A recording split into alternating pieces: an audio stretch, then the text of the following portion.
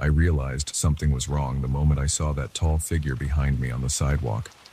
The street was empty, and the street lights were dim, so I could barely make out any details. But the figure was there, standing near a lamppost in the distance. I felt my stomach tighten and my throat went dry. I tried to ignore it at first because it was late, and I was tired. I had worked a long shift and just wanted to get home. Still, my body felt tense, and I kept looking back every few seconds. I thought maybe it was a trick of the light, but each time I glanced over my shoulder, the figure was still there. It was tall and thin, and it never moved any closer. It just stood there. I walked faster. My legs felt heavy and my breathing was uneven. My hand fumbled for my phone in my jacket pocket. I thought about calling someone, but I wasn't sure who would believe me if I said a tall stranger was following me without moving. I just wanted to get home. I turned a corner on my usual route, hoping the figure would stay behind. I looked back one more time and it was gone. That made me pause. My instincts told me to keep moving, though. I walked until I reached my apartment building. As I approached the main door, the lobby light flickered. My key shook in my hand. I finally managed to open the door, got inside, and locked it behind me. The building was quiet. I live on the 3rd floor, and the stairs creaked under my feet. The hallway smelled like stale coffee and old paint. By the time I got into my apartment, my heart was still pounding. I locked the door, slid the deadbolt, and stood there in the dark living room. My breath was fast and shallow. The place was small, but it felt safer than the street. I switched on the lamp near the couch and tried to calm down. I stared at the door for a while. Then I pulled the curtains closed on my single window. I didn't see anything outside, but I felt uneasy. I sat on the couch without taking off my jacket. My mind raced with questions. I kept replaying the walk home in my head, especially that moment I looked back and saw no one. It was unsettling because the figure had been there for a good 5 or 10 minutes. I had no explanation for how it disappeared so quickly. I rubbed my hands over my face, told myself I was just tired, and eventually got up to shower. The hot water helped me relax, and I tried to brush off the feeling of being followed. By the time I went to bed, I had almost convinced myself it was my imagination. The next day, I went to work as usual. My routine was the same, except I couldn't stop thinking about the night before. I caught myself looking over my shoulder on my breaks even when I was indoors. My coworker asked if I was okay, and I just said I was tired. I didn't want to explain anything. People at work don't usually take me seriously when I talk about weird stuff like that. Most of them just say I should get more sleep. Night came. I left work around the same time as before. I considered taking a cab, but my apartment was only a few blocks away and I didn't want to spend the money. The streets were quiet again, and the air felt cold on my skin. My hands were stuffed into my coat pockets and I kept my head down. About halfway home, I felt that same tension in my gut. I didn't want to look up, but I did. My eyes flicked around the street, scanning each sidewalk corner and each parked car. It took a few seconds, but then I saw it. The same tall figure standing near a building across the street. I couldn't see a face. It wore dark clothing. I couldn't even hear footsteps or breathing. It was absolutely still. I stopped walking and stared at it. My heart thumped so hard I felt it in my neck. My fists clenched inside my pockets. I was tired of feeling scared, so I stepped off the sidewalk and tried to cross the street. Before I could get halfway, the figure vanished. It didn't run. It didn't step behind a wall. It was just there 1 second and gone the next. I stood there under a streetlight, feeling the wind cutting through my coat. The sidewalk was empty. I looked around for a door or an alley it could have slipped into, but there was nothing open. The buildings were locked up for the night. I hurried home, got in, and locked the door again. My hands were shaking. I didn't feel safe in my own apartment, but I had nowhere else to go. I turned on every light in the living room and the kitchen. It was past midnight when I finally sat on my bed, fully dressed. I tried to watch some random show on TV to distract myself, but I kept glancing at the window. The curtains were closed, but I was afraid to peek. After a while, I dozed off. When I woke up, the TV was still on, and the sun was coming through the curtains. I felt a surge of relief. I told myself that maybe if I got some decent sleep, I would forget about all of this. That day at work was rough. I couldn't concentrate. I kept imagining that figure in every corner of my mind. I went through my shifts in a daze, messing up simple tasks and dropping items. My boss noticed but didn't say much. He just gave me a look that said he was concerned, but I avoided eye contact.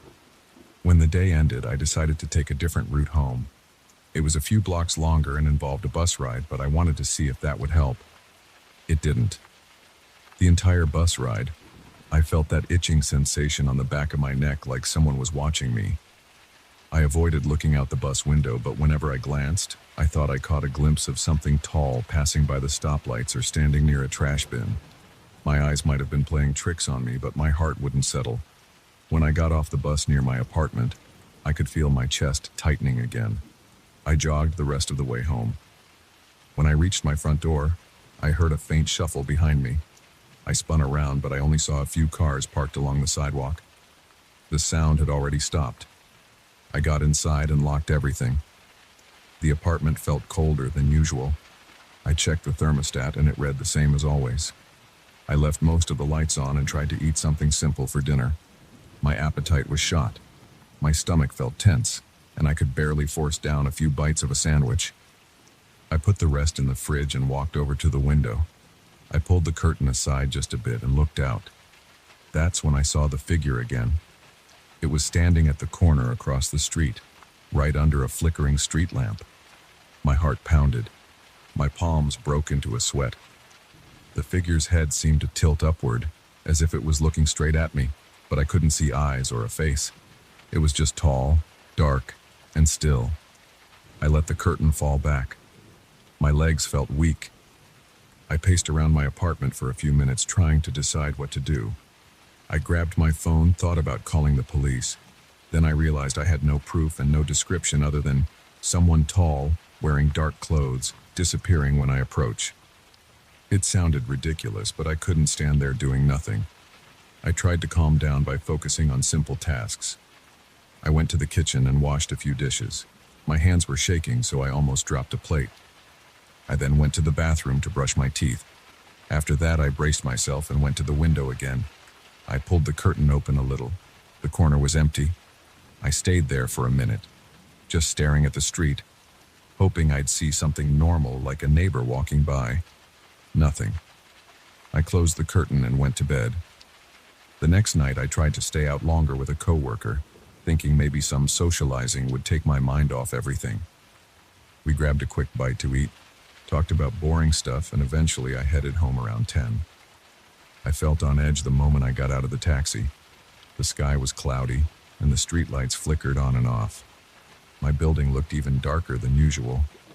I stepped onto the sidewalk, holding my breath, scanning my surroundings. I didn't see anything at first. My muscles were still tense. Then I heard a soft tapping sound behind me. I spun around. Nothing was there. I walked faster toward my building door. My key didn't want to fit in the lock. My hands trembled. I managed to open it after a few tries and hurried inside. I didn't see or hear anyone in the lobby. The old elevator was out of order, so I had to use the stairs. Every step echoed. My heart was racing and my mouth felt dry. When I reached the third floor, I heard a slight creak behind me. I jerked around, but I only saw the empty hallway. The light above me buzzed faintly. I made it to my apartment, unlocked the door, and slammed it shut. I leaned my back against it, catching my breath. I forced myself to check every room. The living room was clear. The kitchen was empty. The bathroom was fine, and my bedroom was normal. Nothing inside seemed out of place. I felt a small bit of relief, at least until I walked by the window again.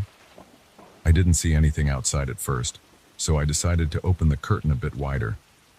That's when I realized the figure was pressed against the wall near the front of my building. I couldn't see it clearly because of the angle, but I saw something tall and dark standing very close to the wall. I gasped and stumbled backward. My heart felt like it was about to burst out of my chest. I grabbed my phone and dialed the police. My hands were shaking so badly that I almost dropped the phone. I told them there was someone suspicious lurking by my building. They said they'd send a car to check. I waited by the window, but I stayed out of sight. After about 10 minutes, I saw a patrol car pull up. An officer got out, shone a flashlight around, and walked along the sidewalk. I saw him looking around the corner, near where I had seen the figure, but it was gone again. The officer knocked on the main door and I went down to meet him in the lobby. He asked me a few questions. I told him what I could, but I left out the vanishing parts because I thought he would write me off as crazy. He said there was no one there now, but he'd keep an eye on the area. I thanked him, and he left. Back in my apartment, I felt restless. I paced around the living room until I was too tired to stand. Eventually, I sat on my couch, lights still on. My eyelids grew heavy.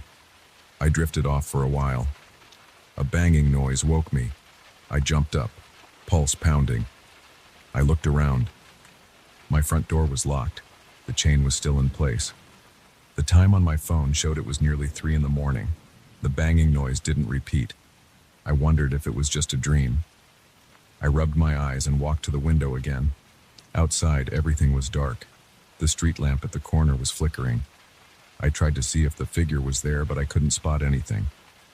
After a few minutes, I closed the curtain and went to bed.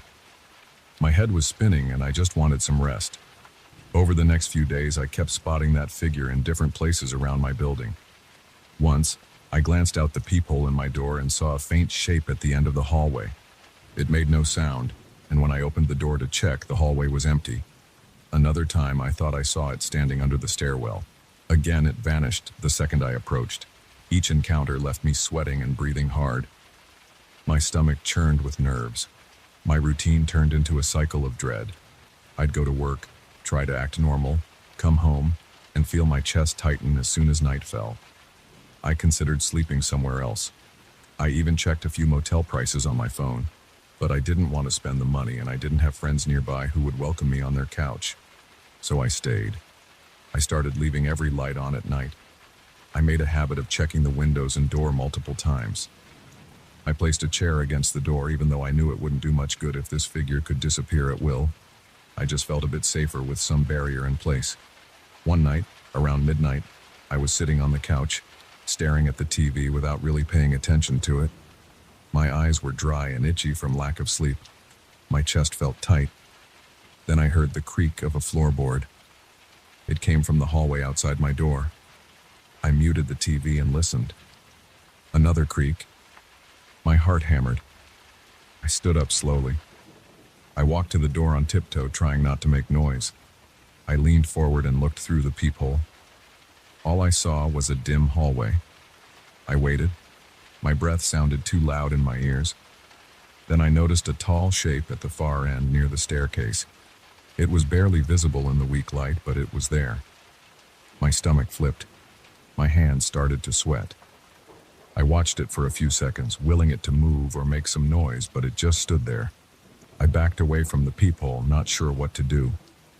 My heart pounded so hard my chest hurt.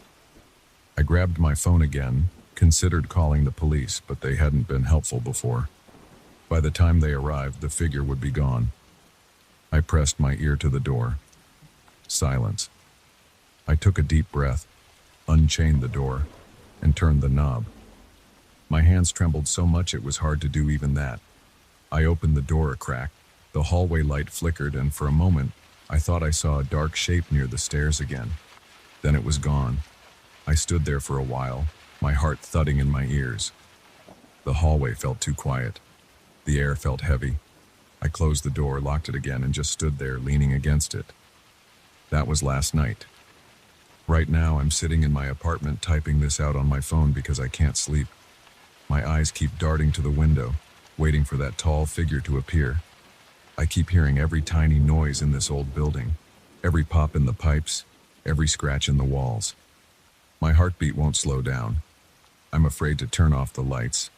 I'm afraid to lie down and close my eyes. I don't know who or what is following me. I only know I feel trapped in my own home. I can't prove anything to anyone, and the police can't do much if there's no actual crime. But it's real to me, and it's getting closer each night. I don't have a plan. I just keep going through the motions, hoping this figure will go away on its own. My gut tells me it won't. Every time I walk outside, I feel eyes on me. Every time I come back, I half expect to find the door open or something missing. Nothing has changed inside, but my nerves are raw. My head hurts from lack of sleep. I can't focus on my job. I can't relax. Every time I look out my window or step into the hallway, I expect to see that tall shape standing there, silent and still. I wish I had a better ending to this story. I wish I could say it went away and never came back. But I can't. Right now, I'm just stuck in this cycle. I lock my doors, check the windows, and try to stay alert. Each night, I see or hear something that makes my heart race. Each day, I pretend everything is normal. I'm sharing this because I can't keep it all bottled up anymore. That's all I have. That's where I am, sitting in my living room with the lights on, listening for sounds in the hallway, and waiting for the next time I see that tall figure standing outside my window or down the street. I'm not sure what else to do except endure it for now.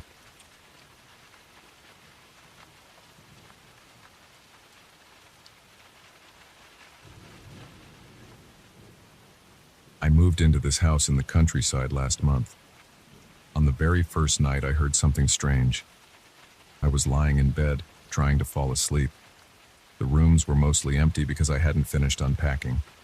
The floorboards creaked whenever I shifted my weight. The smell of dust hung in the air. Then, out of nowhere, I heard a soft thump in the hallway outside my bedroom. I sat up in bed and listened. I thought maybe I had imagined it, but then I heard it again, only louder. It sounded like a door clicking open. There was no wind that night and all the windows were shut. I tried to ignore it, but my heart was pounding. I decided to get up and check the hallway. When I stepped outside my bedroom, I noticed a faint light coming from the attic door at the end of the hall. The door was open. I knew I had closed it earlier in the day. I walked toward it, feeling the hair on the back of my neck stand up. My footsteps felt too loud on the wooden floor. When I reached the attic door, I saw that the chain I had used to secure it was dangling loose. I could have sworn I locked it before going to bed. The attic itself was lit by a single overhead bulb. The switch was right next to the attic entrance. I flicked it off, closed the door, and slid the chain back in place. I even tested the lock once more. It seemed fine. I stood there for a few seconds, listening for any movement. Nothing. Just the sound of my own breathing. I decided to go back to bed. I told myself it must have been a loose latch or something like that. The next morning, I tried not to think about it. I had a lot to do. Unpack boxes, set up my living room furniture, and figure out where to store all my stuff. The house had a musty odor, and I opened a few windows to air it out. I also decided to check the attic during daylight. I climbed up with a flashlight, even though the overhead bulb was working. The attic was full of cobwebs, old junk, and rotting cardboard boxes. I saw a few chairs in the corner, some broken lamps, and a trunk that I couldn't open. Nothing looked valuable or worth keeping. I didn't see any sign of forced entry. No animals, no footprints or anything else. The attic seemed empty, aside from the junk. The door latch looked okay from the inside, too. There was no reason for it to swing open on its own, at least nothing obvious. That night I locked the attic door again before going to bed. I used the chain, tested the knob, and made sure the lock clicked. I even gave the door a little tug to confirm it was secure. Around midnight I heard the noise again. It was so soft at first that I almost slept through it. But then it got louder, like something was pushing against the door from the other side. I forced myself to get up, heart racing, and walked to the hallway. The attic door was wide open again. The light was on in the attic. The chain was swinging back and forth, almost like someone had just unlocked it. I stood there trying to make sense of it. My mouth went dry. I didn't want to go up there, but I also couldn't ignore it. I took a deep breath, hit the switch at the doorway, and walked up the steps. I could hear my heartbeat in my ears. Halfway up, the light flickered, and then it went off. I stopped. The darkness felt heavy, and I froze in place. I listened for anything. breathing, footsteps, scratching. Nothing. The silence was so thick that I could hear my own pulse. My legs started shaking, but I forced myself to continue up the remaining steps. When I reached the top, I clicked the switch on my flashlight. The beam cut through the darkness, illuminating dusty boxes and rickety furniture. I swept the flashlight around. Everything looked the same as it did earlier that day. No signs of anyone hiding up there. I checked behind the trunk, under the old chairs. No one. Still, I felt watched. The hair on my arms stood up. I felt a chill in the air, even though it was warm outside. After a few minutes, I flicked the overhead light switch again, and this time it worked. I saw no one. I went back downstairs, locked the door, and tried to sleep. I barely caught a few hours. Over the next few days, I kept trying to ignore the attic situation. I told myself it was an old house with old wiring. Doors can warp, locks can be faulty. Maybe there was a draft I hadn't noticed. I had more important things to worry about, like my new job starting the next week. I focused on unpacking my clothes, organizing the kitchen, and setting up my workspace. But every single night, without fail, the attic door ended up open. I would hear it at random hours, sometimes at midnight, sometimes closer to 3 in the morning. I tried changing the lock, installing new hardware. I even bought a more secure chain with a thicker hook. I tested it during the day, yanking on the door with all my strength, and it stayed shut. But somehow, once the sun went down, I'd eventually find it open again. The overhead light would be on, flicker or turn off just when I got near. It made no sense. One night I decided I would just ignore it. I heard the door creak open around 1 a.m. I stayed in bed trying to force myself to sleep. But about 10 minutes later I heard something else. Low murmuring like a whisper in a far-off room. At first I thought it was the wind, but it had a pattern, like someone speaking in hushed tones. I couldn't make out any words, but it made my stomach twist. My mouth went dry and my arms started tingling. I listened, heart pounding, for several minutes. The sound didn't stop. I put my pillow over my head, but I could still hear it faintly. It was coming from the attic. I mustered the courage to get up, determined to confront whatever was causing that noise. I grabbed a flashlight and went into the hallway. Sure enough, the attic door was open. The chain dangled there, swaying slightly.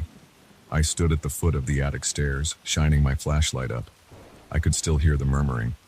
Then, right when I placed my foot on the first step, the overhead light in the attic shut off. The whispers stopped. Everything fell silent again. My chest felt tight, and I had a knot in my throat. I thought about turning around and running back to my room. I wanted to pretend this wasn't happening. But a part of me needed to see for myself that there was no one up there. I forced myself to climb the steps. With every step, the stairs made a dull creak.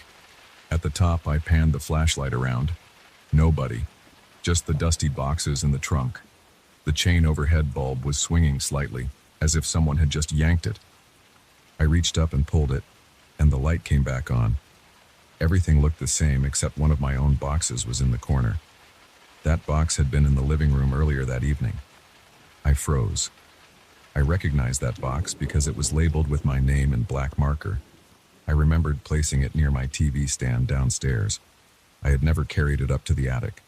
I stepped closer and saw that it was open. My clothes and books were dumped inside, but they seemed out of order. My shirts were unfolded, my books were scattered. My stomach churned. I picked up a t-shirt and noticed it smelled faintly of dampness, like it had been left in a corner for a while. I felt queasy, trying to figure out how it got there. I left the attic in a hurry, locked the door, and spent the rest of the night staring at my bedroom ceiling.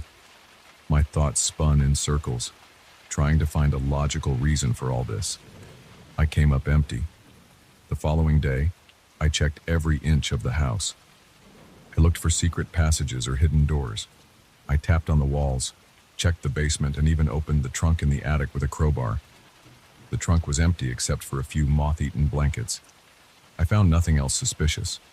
I also set up a small camera in the hallway pointing at the attic door. I wanted to catch whatever was opening it on video. That night I waited in bed, wide awake, until I heard the usual soft click of the attic door opening. My nerves were shot, but I forced myself to stay put.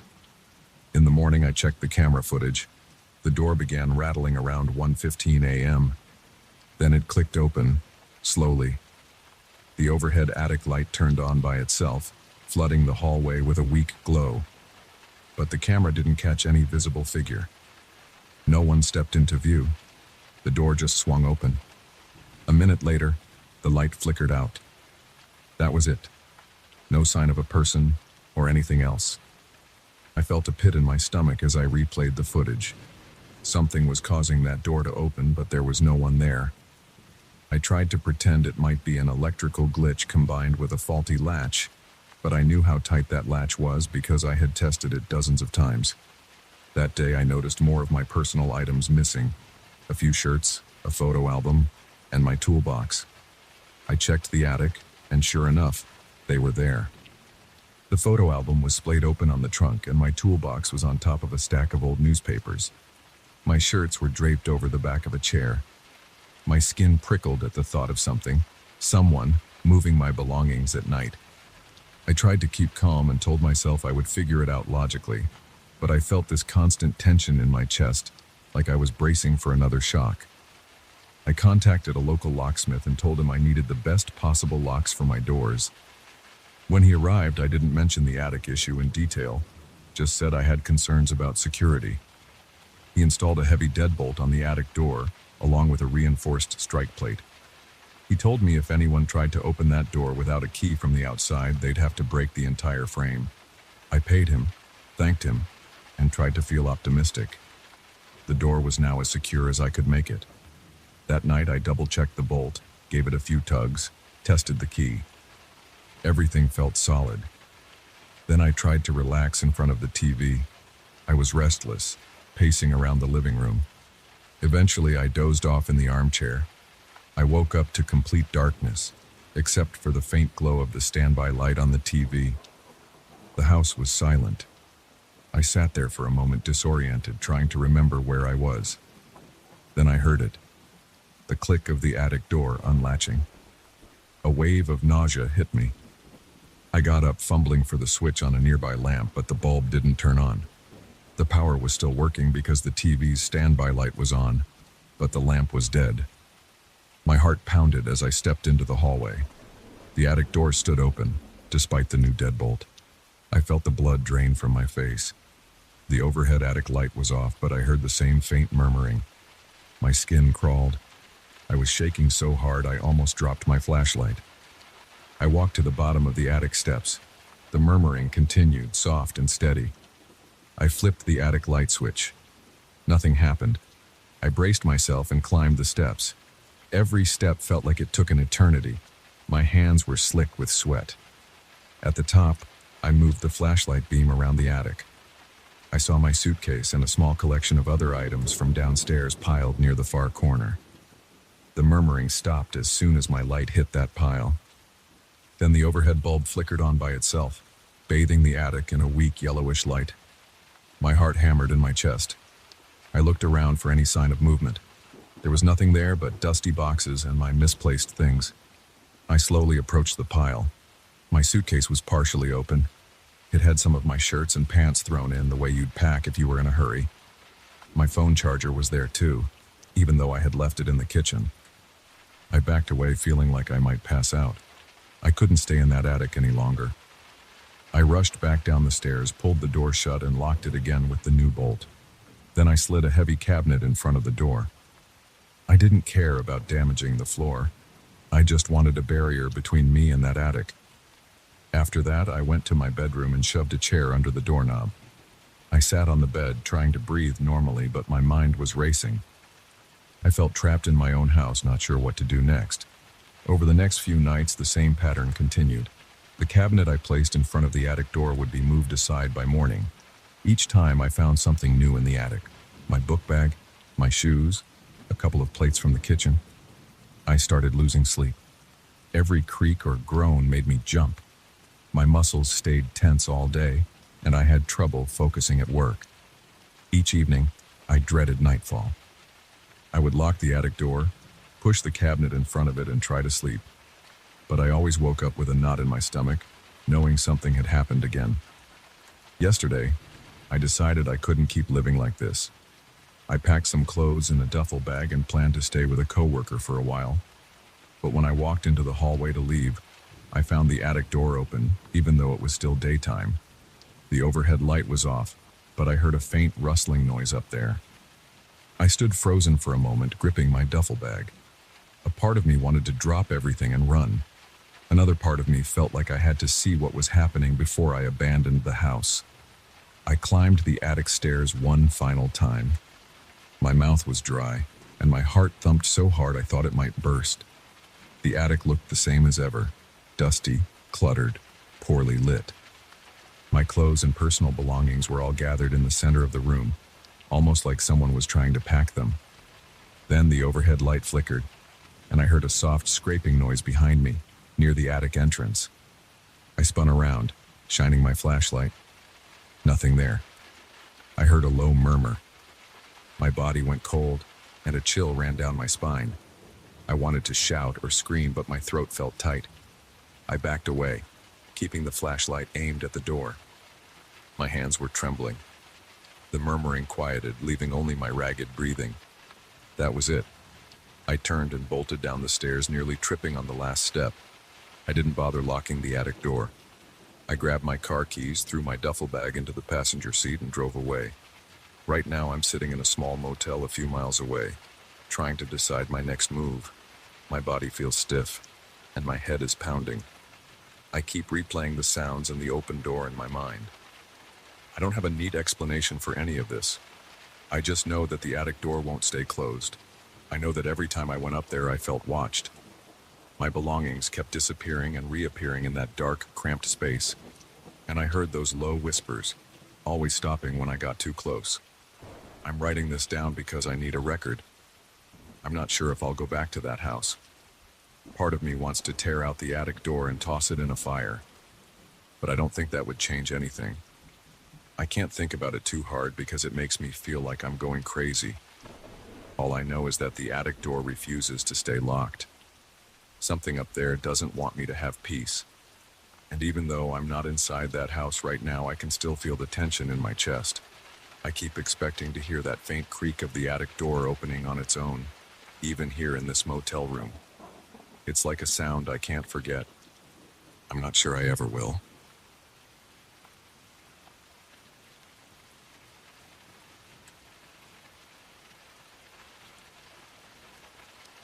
I still remember the day I walked into that antique store. The place smelled like old wood and dust. Everything felt cramped. The owner stood behind a counter, flipping through a newspaper. He gave me a quick glance and went back to reading. I moved around the store, looking at clocks, lamps, and some odd sculptures. Then I saw the mirror. It was propped against a corner near the back, almost hidden by a tall coat rack. Its wooden frame was a dark color, chipped in a few places. There was a faint pattern carved around the edges, but most of the detail seemed worn away by time. Something about that mirror drew me in, so I asked the price. The owner paused, then sold it to me for less than I expected. I thought I was getting a good deal. I didn't ask too many questions, I just loaded it into my car and drove home.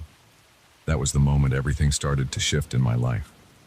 I live alone in a small one-bedroom apartment. My place is on the third floor of a building that's been around for decades, so it fits my taste for older things.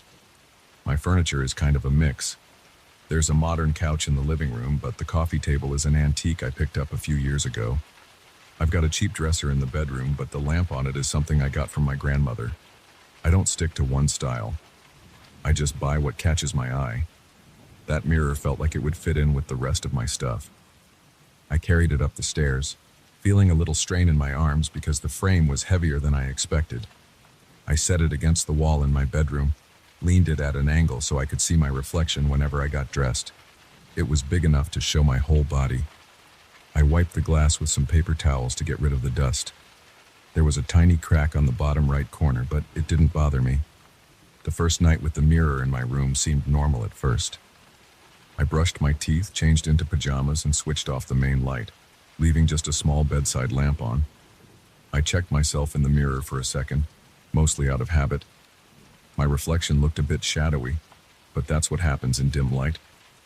I got into bed and turned off the lamp. The room became dark except for a little glow from the streetlight outside my window. I fell asleep quickly, not thinking about the mirror at all. In the middle of the night, I woke up for no clear reason. My heart was racing a bit and I felt a strange chill. The room was silent except for the hum of my old air conditioner. I glanced at the clock on my nightstand. It was a little after 3 a.m. I turned my head toward the mirror. It was too dark to see my reflection, but the shape of it was there. My eyes were still adjusting, and I felt a slight twinge of discomfort. It was like I expected to see something there, but I told myself I was being jumpy.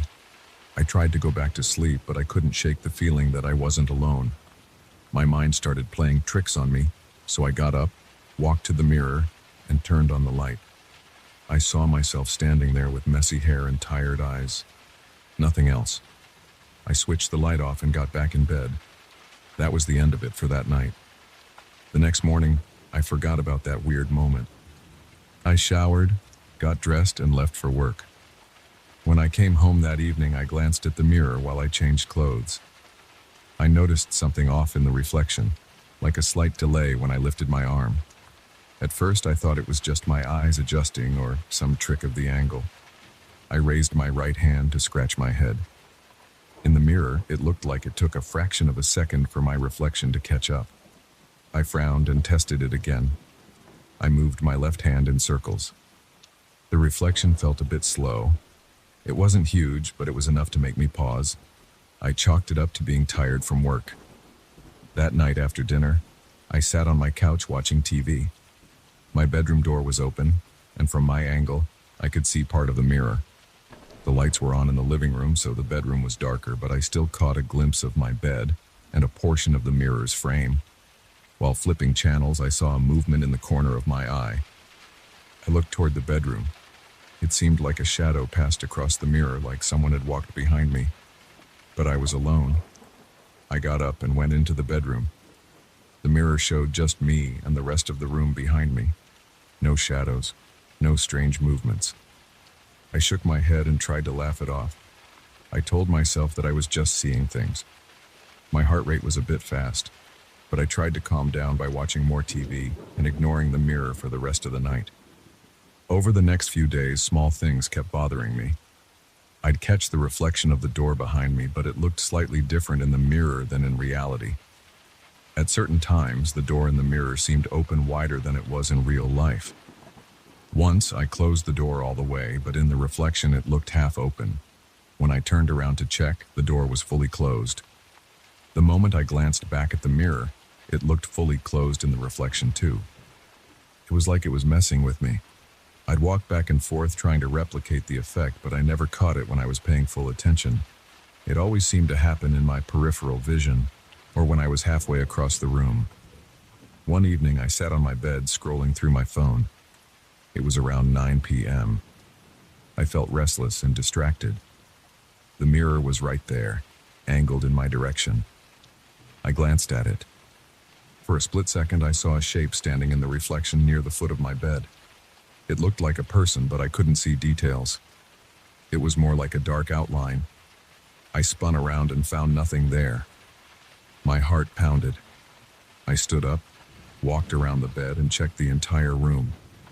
I looked under the bed, in the closet, behind the curtains. Everything was empty. My head felt light, and I caught myself breathing faster than normal. I wanted to believe it was my mind playing tricks. Maybe a car passed outside, and the headlights created some weird shadow. I told myself it was that. I didn't really believe it, but I tried. I considered moving the mirror out of my bedroom, but it felt silly. Part of me liked how it looked. The old frame had character. Also, I was a bit stubborn. I didn't want to admit that this old thing was creeping me out, so I left it where it was. A week went by with more little incidents. The reflection would sometimes show me a fraction of a second behind, or I'd see movement that wasn't happening in real life. I couldn't ignore it anymore. I tried to talk myself into calling the antique store to ask about its history, but I felt stupid saying something like, "Hey, I think your mirror is haunted or broken in a weird way." Instead, I decided to film it. I got a small stand for my phone and placed it facing the mirror while I stood in front. I moved my arms around, stepped side to side, tried to do it slowly, then quickly. I wanted to catch the reflection lagging. In person, I noticed the delay a few times, but when I replayed the video, everything looked normal.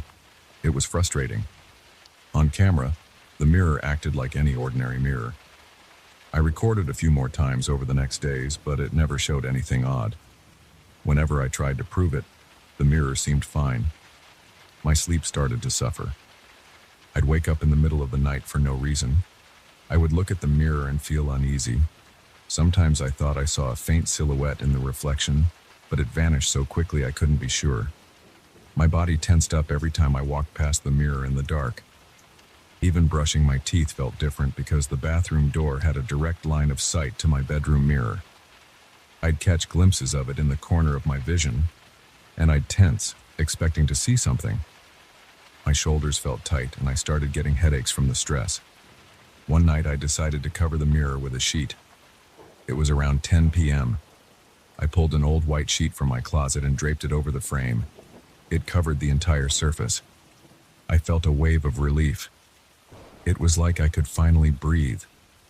I stayed up for a couple of hours watching TV in the living room. When I went back to the bedroom, I froze in the doorway. The sheet was on the floor. It was crumpled at the base of the mirror. The mirror itself was uncovered, reflecting me standing there. My throat felt dry. I knew I'd covered it properly, and I hadn't heard anything. My apartment has wooden floors that squeak if I walk around, so I doubt I would have missed someone sneaking in. I wasn't sure what to do. I almost left the apartment right then, but it was late, and I had nowhere else to go. I forced myself to pick up the sheet and cover the mirror again, this time using tape to secure it at the top. Then I went to bed, hoping I'd see it still covered in the morning. When I woke up, the sheet was gone again, but this time, it was folded in a neat square on my dresser. I stood there blinking, feeling a cold sweat on my forehead. The tape was still stuck to the sheet, but someone had cleanly peeled it off the wood frame. I felt sick. I didn't want to stay in that room anymore. I got dressed quickly, threw on some shoes, and left the apartment. I spent most of that day walking around downtown. I tried to distract myself in stores and coffee shops, but all I could think about was that mirror. I considered throwing it out, but it was heavy, and I felt uneasy about just leaving it in a dumpster. I went back late in the afternoon. The place felt stale, like no one had opened a window in weeks. I stepped into my bedroom. The mirror looked the same, but I felt watched. It wasn't a logical feeling, but I couldn't shake it. I pulled out my phone and dialed the antique shop. The owner answered. I said I had a question about a mirror I bought recently. He asked me to describe it. I explained the wood frame, the carvings, the small crack in the bottom corner. He hesitated, then said something about how it came from an estate sale, but he didn't know more than that. I didn't mention the strange things. Instead, I asked if he'd be willing to take it back.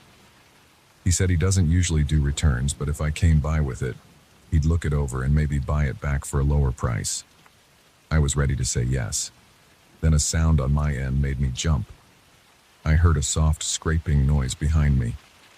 I turned and saw the mirror shift slightly. It looked like it rocked on its base just a tiny bit. I didn't see any reason for it to move. My window was closed and there was no draft. I swallowed and told the owner I'd call him back. I walked over to the mirror and nudged the frame. It felt solid. Then I crouched down and looked under the base. Everything seemed normal. As I stood up, I realized my reflection was staring at me in a way that felt off. Usually when you move, your reflection moves too. But for half a second, my reflection's head seemed to linger before matching my motion. I stumbled backward, feeling my heart hammering.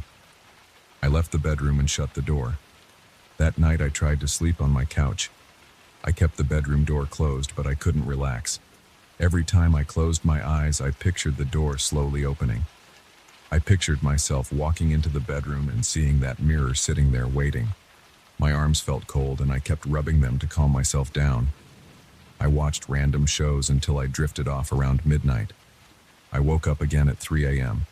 This time, the bedroom door was wide open. I know I closed it because I remember turning the doorknob. My stomach lurched. I stared at the dark hallway leading to my bedroom. The air in the living room felt still and stale. My lungs felt tight. I felt an urge to check the mirror, but I was also afraid of what I might see. My scalp tingled. My eyes stung from lack of sleep. I got up, grabbed the heaviest flashlight I owned from a kitchen drawer, and walked slowly to the bedroom. I didn't hear anything. When I flipped on the light, the mirror looked the same as always, but I felt pressure in the air. I walked up to it, raised the flashlight, and tapped the glass. The reflection stayed normal. I dropped the flashlight to my side and rubbed my eyes. Then something caught my attention. The reflection showed the hallway behind me. I saw a figure move past the doorway. I spun around, shining the flashlight, but the hallway was empty. My heart pounded. I could feel sweat on my back and neck. I turned back to the mirror. There was nothing in it now but me and the room behind me. I backed away, trembling. I decided to get rid of the mirror the next morning, no matter what. I didn't care if I had to pay someone to haul it away. I left the bedroom, pulled the door shut, and stuffed a chair against the doorknob. I didn't sleep well. I kept hearing faint noises like light taps or the rustle of something shifting across the floor. I told myself it was just the old building settling, maybe someone in the apartment above me walking around. But deep down, I knew it was the mirror. When daylight came, I felt a bit braver. I ate a quick breakfast, grabbed my toolbox, and went to remove the mirror. I thought I could slide it into my car and drive it back to the antique store. But when I stepped into the bedroom, the mirror was gone from its usual spot. It was leaning against the opposite wall. I had left it leaning near the window. Now it was near the closet. My ears rang. I swallowed hard and walked over. The floor around it was scuffed, like something heavy had been dragged across the wood. That was enough. I lifted the mirror, ignoring the strain in my arms, and carried it out into the hallway. It was hard work, but adrenaline helped. I didn't bother wrapping it or protecting it. I just wanted it gone. I took it down the stairs, almost tripping once. I stuffed it into the back seat of my car, leaving the door partially open because it barely fit. I drove straight to the antique store. The owner looked surprised to see me hauling it in. He started to say something about offering me half of what I paid, but I cut him off. I told him he could keep it for free. He hesitated, looked at me like I was crazy, then nodded. I left it there, got back in my car, and drove home without saying another word. Once I got back to my apartment, I walked into the bedroom. The space where the mirror had been felt different, like the air was lighter. I checked every corner, every closet, every inch of the place, expecting to see something. But there was nothing. I could breathe again. I haven't bought another mirror since then. I use the small one in my bathroom for shaving and brushing my teeth, and that's enough for me. Sometimes, though, especially at night, I still feel like I'm being watched. I'll check all the rooms, open the closets, look around. I won't see anything. But I can't shake the memory of that reflection not matching my movements, of that dark shape crossing behind me. I feel a small rush of relief every time I remember I gave the mirror away. I don't know what happened to it after that. Sometimes I wonder if the antique shop sold it again. I hope not, for whoever ends up with it next. But it's not my problem anymore. I'm just glad to have my space back. Even if some nights in the silence I still wait for the sound of that mirror scraping across the floor. I never want to see that reflection again.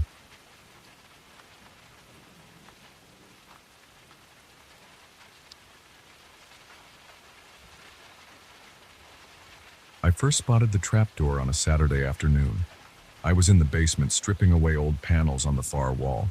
The previous owners had left a mess of moldy wallpaper and warped wooden boards. While prying loose a stubborn piece of wood, my flashlight beam swept across a gap in the floor. At first I thought it was a crack. Then I saw the square outline, right against the corner. It didn't match the original floor plan I had in my head. It was too perfect, too well hidden under an extra layer of shabby linoleum. I knelt down and scratched at the edges with the tip of my screwdriver. My stomach felt tight. I'd watched enough shows about hidden spaces to know this might lead to something strange. I pulled a pocket knife from my tool belt, wedged it under the worn-out material, and slowly peeled back the top layer. The square frame of the trapdoor became clear. It was made of old wood, a little warped but still intact. There was a simple iron ring embedded in the center. I stared at it, hesitating. My heart thumped in my chest, and I noticed my breathing got shallow. The basement air smelled like dust and damp concrete, and I could hear the faint hum of the furnace. I grabbed the iron ring and lifted. The wood creaked. It felt heavier than I expected, like something was weighing it down from the other side. After a few pulls, it popped open. A rush of stale air poured out. It smelled like earth and old stone. At first, I could only see darkness. Then I pointed my flashlight into the opening. A small set of wooden steps descended maybe 5 feet. The walls there were rough concrete. I looked around the rest of the basement, feeling a spike of adrenaline. Everything else was normal. Exposed brick, scattered tools, leftover paint cans. Nothing suggested a hidden space. But here it was. A dark hole I hadn't known was part of the house. I climbed down. The steps wobbled under my weight, but they held. The space opened into a low passage. I had to hunch over so I wouldn't hit my head on the overhead beams. The flashlight showed a narrow corridor stretching forward about 10 yards, maybe less. My pulse was pounding in my ears and my palms felt slick with sweat. As I inched down the corridor, the air got colder. I couldn't see any sign of water damage, which was surprising for a hidden spot like that. The walls were just concrete with a few cracks. I heard my own breathing echo softly. Then I reached the end of the passage. It led to a small room, empty except for a single light bulb fixture dangling from the ceiling. No bulb screwed in. No furniture. No debris. No clues about who built this place or why. I moved my flashlight across the walls. Nothing but concrete. I knelt down and ran my hand along the floor. Solid. No trapdoor in here. The air was stale, and I felt a chill down my arms. I stood there for a minute, shining the light around, waiting for something to happen. Nothing. It was just an empty chamber, but the silence pressed on my ears. I turned around and made my way back up. I felt like something was behind me, even though I heard no movement. I stepped quickly and climbed the steps into the main basement. I shut the trap door. My heart was thudding in my chest. I stood there feeling a strange pull to open it again, but I resisted. I decided I'd block it off until I figured out what to do. I covered it with a heavy wooden crate of leftover tiles and went upstairs. That night, I sat in the living room with the TV on low. I tried to occupy myself with some random show, but my mind kept going back to that hidden corridor. I couldn't shake the image of the empty room and the silence around me down there. It felt as though I discovered something that wasn't meant to be found. My stomach was tense and I barely slept. The next morning I woke up early. I planned to leave the basement alone for the day, maybe focus on the kitchen instead. But around mid-morning I realized I'd left a few tools in the basement. I needed them for the kitchen cabinets. When I got to the basement door, I hesitated. My hand hovered over the knob. I told myself I was being ridiculous. It was just an empty corridor. I pushed the door open and walked down the steps, flipping on the overhead light. Everything looked the same. Scattered boxes, chipped paint, the dusty floor. Then I heard it, a voice whispering my name. It was so soft I almost thought I imagined it. It sounded close to my right ear, like someone leaning in to murmur. I spun around, heart hammering, but saw nothing. I stood still, breathing hard, scanning the basement. It was empty. The whisper didn't come again. I grabbed my tools and hurried back upstairs. My body was shaking when I got to the kitchen. I set the tools down and tried to calm myself.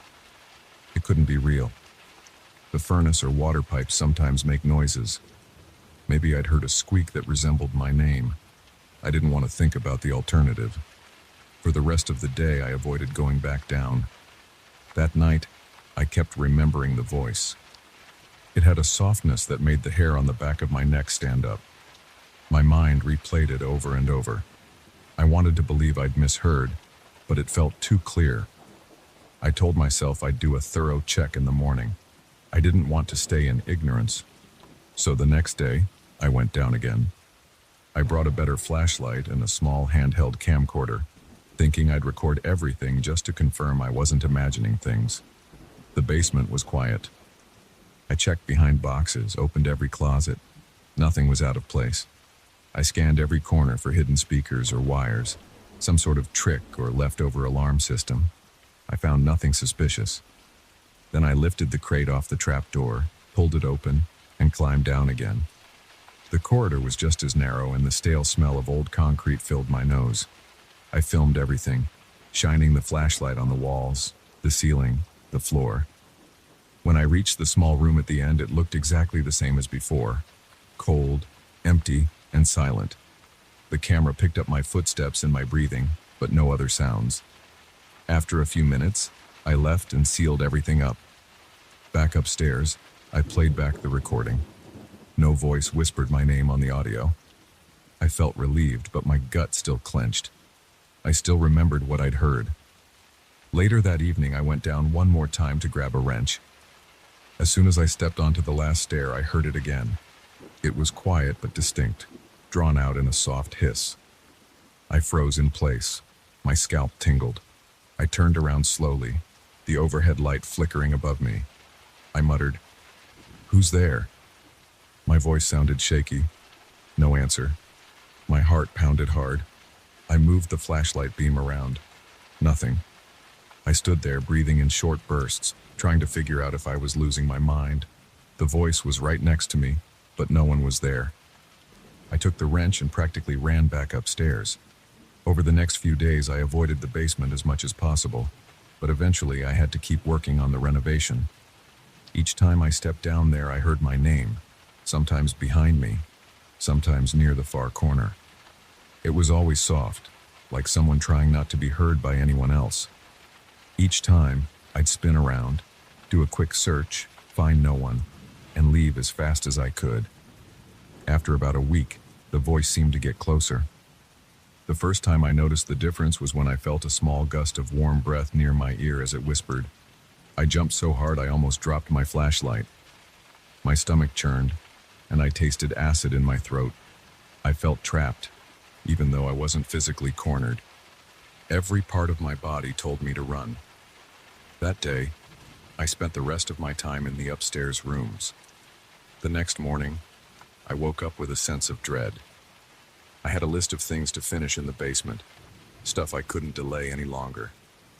I headed down with my phone in my pocket, determined to ignore the voice if it showed up. I started painting a set of shelves. Halfway through, I heard my name again. It was so close I actually felt a vibration on my eardrum. I dropped the paint roller and turned around. My heart thudded. I shouted, "Show yourself!" My voice echoed off the walls. Nothing responded. My pulse was racing. My arms felt heavy. I picked up my phone and tried to record the area, but the whisper didn't come back. I noticed I was sweating. My shirt clung to my back. I finished painting as fast as I could, not bothering to be neat. Then I left. That night, I couldn't stop thinking about the corridor. Something about that empty space bothered me.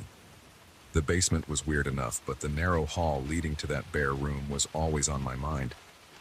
I knew I had to check it more thoroughly, maybe knock on the walls, see if there was another hidden compartment. Even if I didn't want to do it, I couldn't leave it alone. So I went down again, flashlight in one hand, crowbar in the other, just in case I needed to pry open something. My heart pounded from the moment I opened the basement door. The steps creaked under my feet. The air felt thicker. I smelled damp concrete and old wood. I reached the trapdoor, dragged the crate aside and opened it. The stale smell rose up. My hands shook a bit as I descended into that short corridor once more. My flashlight beam moved along the walls. I pressed my ear against the concrete, listening for hollow spaces. I tapped with the crowbar. It all seemed solid. My shoulders were tense and my mouth felt dry. The quiet was unnerving. The only sound was my own breathing.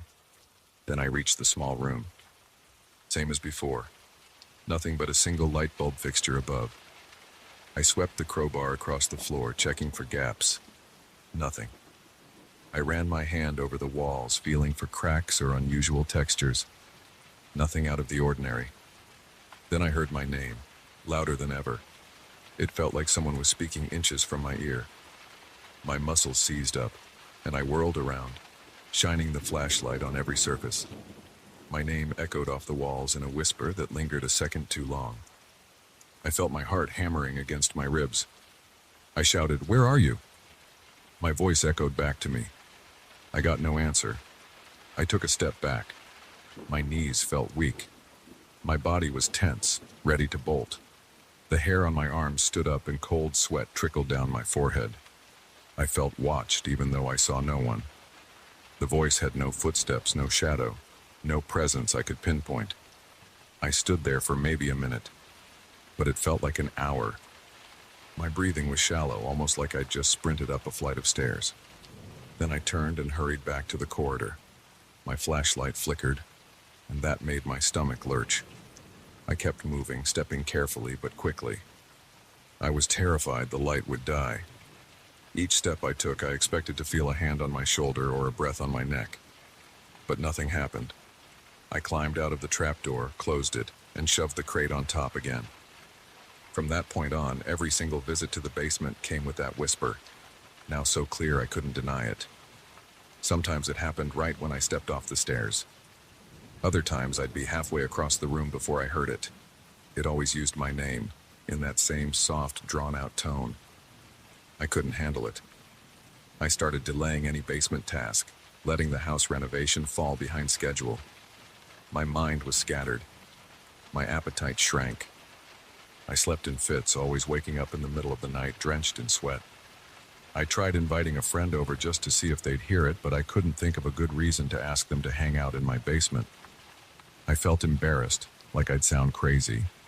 I also worried that if the voice didn't appear in their presence, they'd think I was losing it. So I kept it to myself.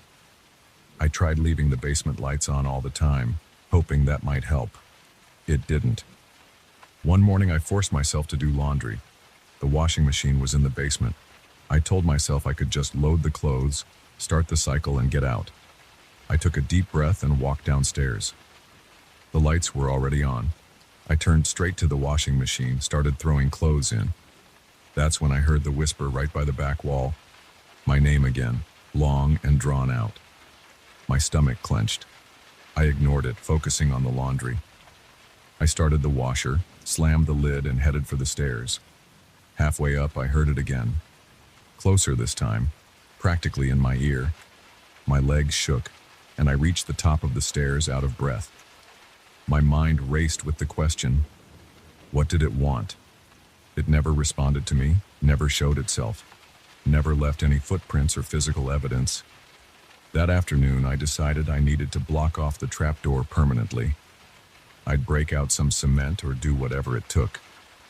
I couldn't keep living with that corridor down there. I went to the hardware store and bought enough supplies to seal it.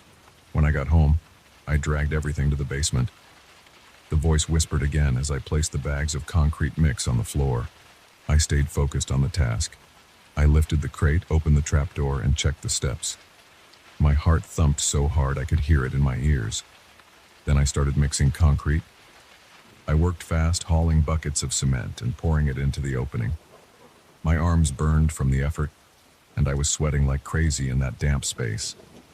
The entire time, I felt a strange pressure on my ears, like the air was pushing back. The whisper happened over and over, sometimes louder, sometimes softer.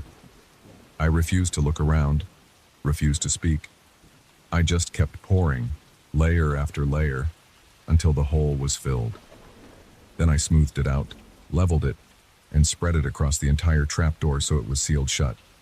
My back ached and my shirt was soaked. I let it dry for hours, pacing in front of the newly covered spot. By the time the top layer hardened, I was exhausted. I left the basement light on and walked upstairs. I took a long shower, trying to clear my head. I felt some relief, thinking I'd finally closed off the corridor and the empty room. That night I slept better than I had in days. No dreams, no sudden wake-ups. The next morning I felt a cautious optimism. Around noon I went back to the basement. The concrete patch looked solid. I tapped it with my foot. It was firm, no give. I exhaled, feeling some of the tension leave my body. I kept the basement door open while I sorted through boxes and cleared out old junk. For 2 whole hours I heard nothing. No whispers, no strange noises. My shoulders finally relaxed. I was heading back upstairs feeling lighter when I heard something. It was faint at first, like a breeze. Then it became clearer. My name. I froze on the second stair. The whisper came again, from somewhere near the middle of the basement floor, exactly where the trapdoor used to be. My chest tightened and cold sweat dotted my forehead. I stood there trying to process what was happening. I had sealed it. I had poured cement until the hole was gone. But the whisper was still there, closer than ever. I stared at the concrete patch, my stomach in knots. My mouth went dry and my breathing got shallow. Then the whisper called my name a third time, right at floor level. I didn't wait around for anything else. I ran up the stairs, took them 2 at a time, slammed the door and locked it. Now I'm sitting here, writing this down, trying to keep my hands from shaking. I've turned the basement light off, and I'm not planning to go down there again, at least not alone. The idea of living above whatever is still whispering my name makes my skin crawl, but I don't see any alternative. I can't move out. I sank all my money into this house. I keep listening for footsteps, but I only hear the whisper when I'm in the basement. It's never come upstairs. Still, I'm on edge. My body feels tense, and I catch myself waiting for the voice every time the house settles or the pipes rattle. I don't know what else to do besides stay out of the basement, but a part of me worries that it won't always stay down there. I'm stuck with this thing now, whatever it is. For the moment, I've decided that's enough. I'm not breaking the concrete again. I'm not exploring that corridor. I can live with the basement locked and unused. I've put a heavy chain on the door and barricaded it from the outside. I can do my laundry at a laundromat, I guess. I'm not risking another direct encounter. I just hope it never figures out how to get out of the basement, because I have no idea what I'd do if the whisper started following me upstairs.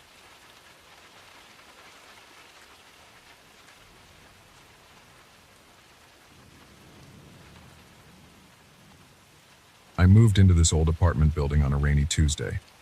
The landlord gave me the key with a quick handshake, then left without much conversation. The place looked dark even with the lights on, and the walls felt damp when I ran my hand over them. I should have looked for something in better shape, but I needed a place fast, and the rent here was cheap. I ignored the stale smell in the hallway, figuring I could open a window and air it out once I got settled. The main room had a small window facing an alley. The paint on the windowsill was peeling, but I told myself it was good enough for now. I carried my boxes inside, placed them near the couch, and decided to unpack later. My bathroom was tiny.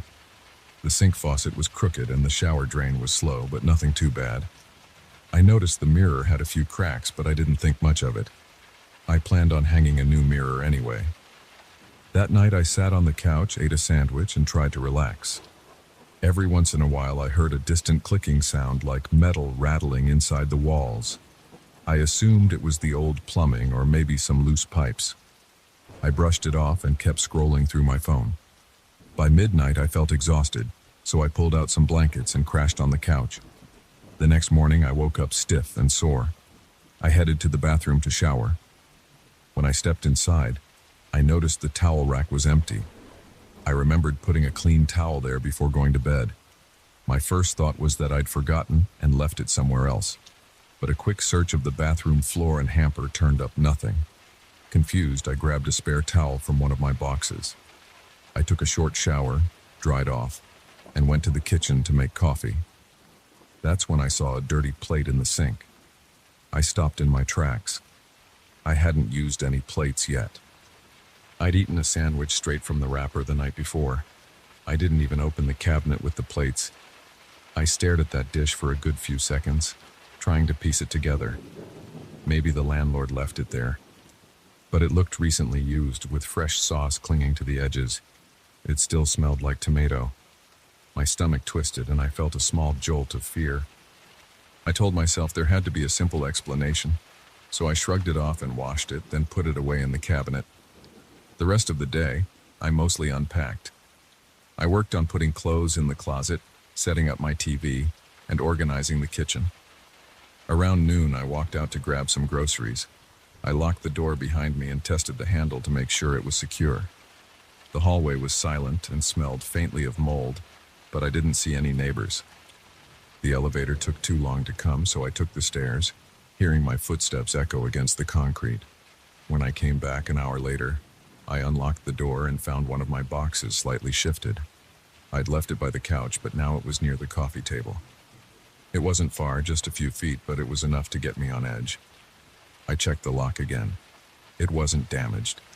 There were no obvious signs of a break-in, but the box had definitely moved. I walked around the apartment, checking each room. I looked in the bathroom and bedroom closet. I even stuck my head up into the small attic hatch in the hallway, but I saw nothing strange. I kept telling myself maybe I pushed the box earlier and forgot about it. Still, my nerves were on edge. My hands felt clammy and my stomach tightened. I put the groceries away, then double-checked my windows.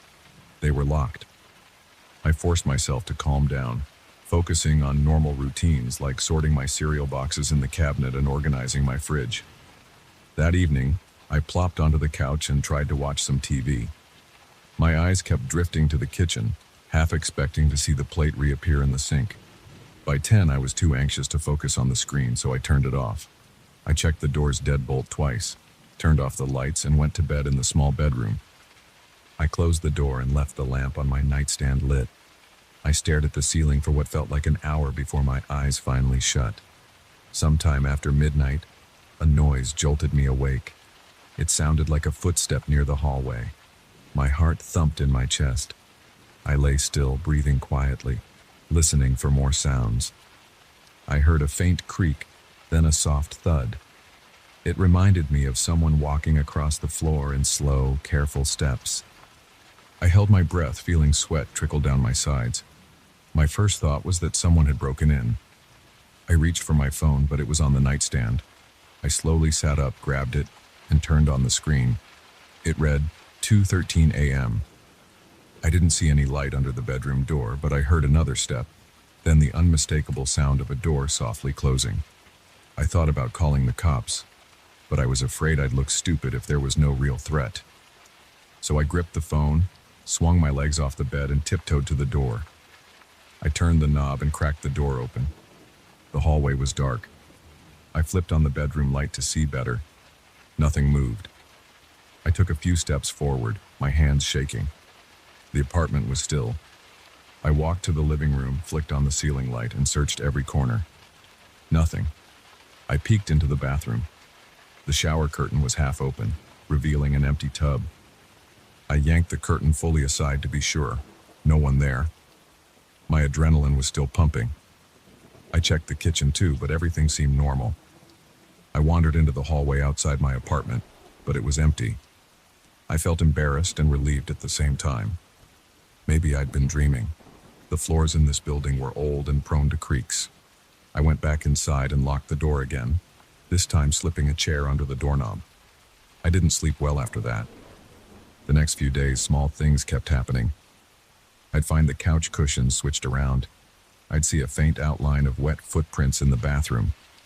Sometimes I'd hear the water running in the pipes like someone was taking a shower, but when I checked, the bathroom was empty.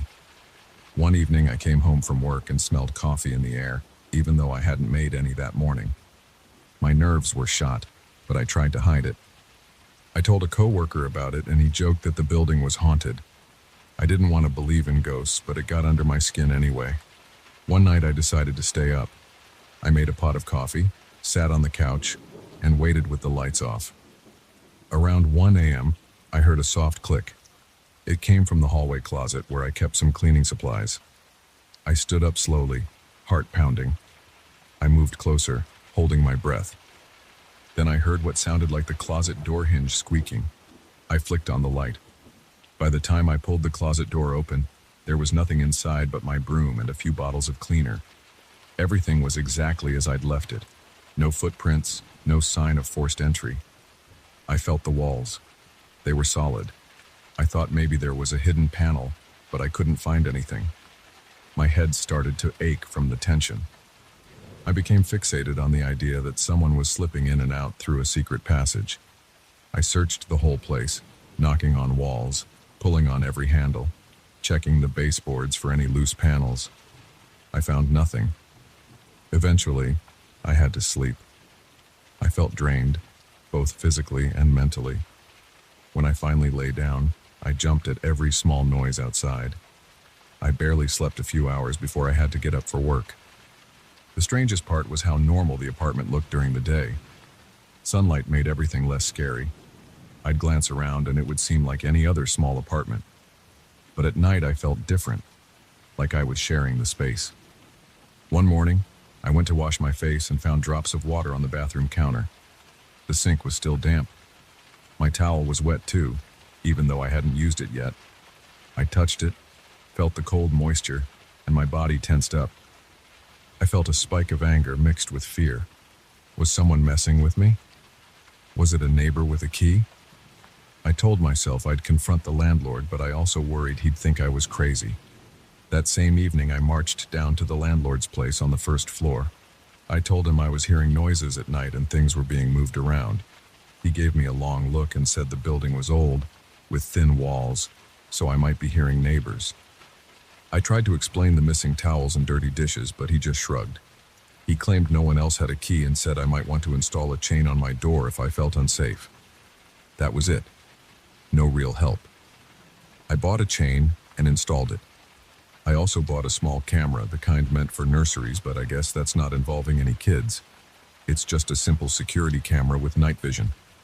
I placed it on a shelf in the living room, aimed toward the hallway. I wanted to see if anyone came in at night. I was sure this would give me some proof. That night, I let the camera record while I slept. In the morning, I checked the footage. For the first few hours, it was just me walking around getting ready for bed. Then around 2 a.m., when there was a small flicker on the screen. It looked like the camera was bumped or shaken. The angle shifted slightly as if someone had touched it. After that, the recording was black. The footage ended abruptly. My entire body tightened with fear. Someone must have turned it off or blocked the lens. I pulled the camera off the shelf and saw that the power cable was unplugged. I felt a jolt in my stomach that made me almost sick. I knew I hadn't done that. That day I came home from work early. I checked every inch of my apartment, looking for signs of forced entry or hidden rooms.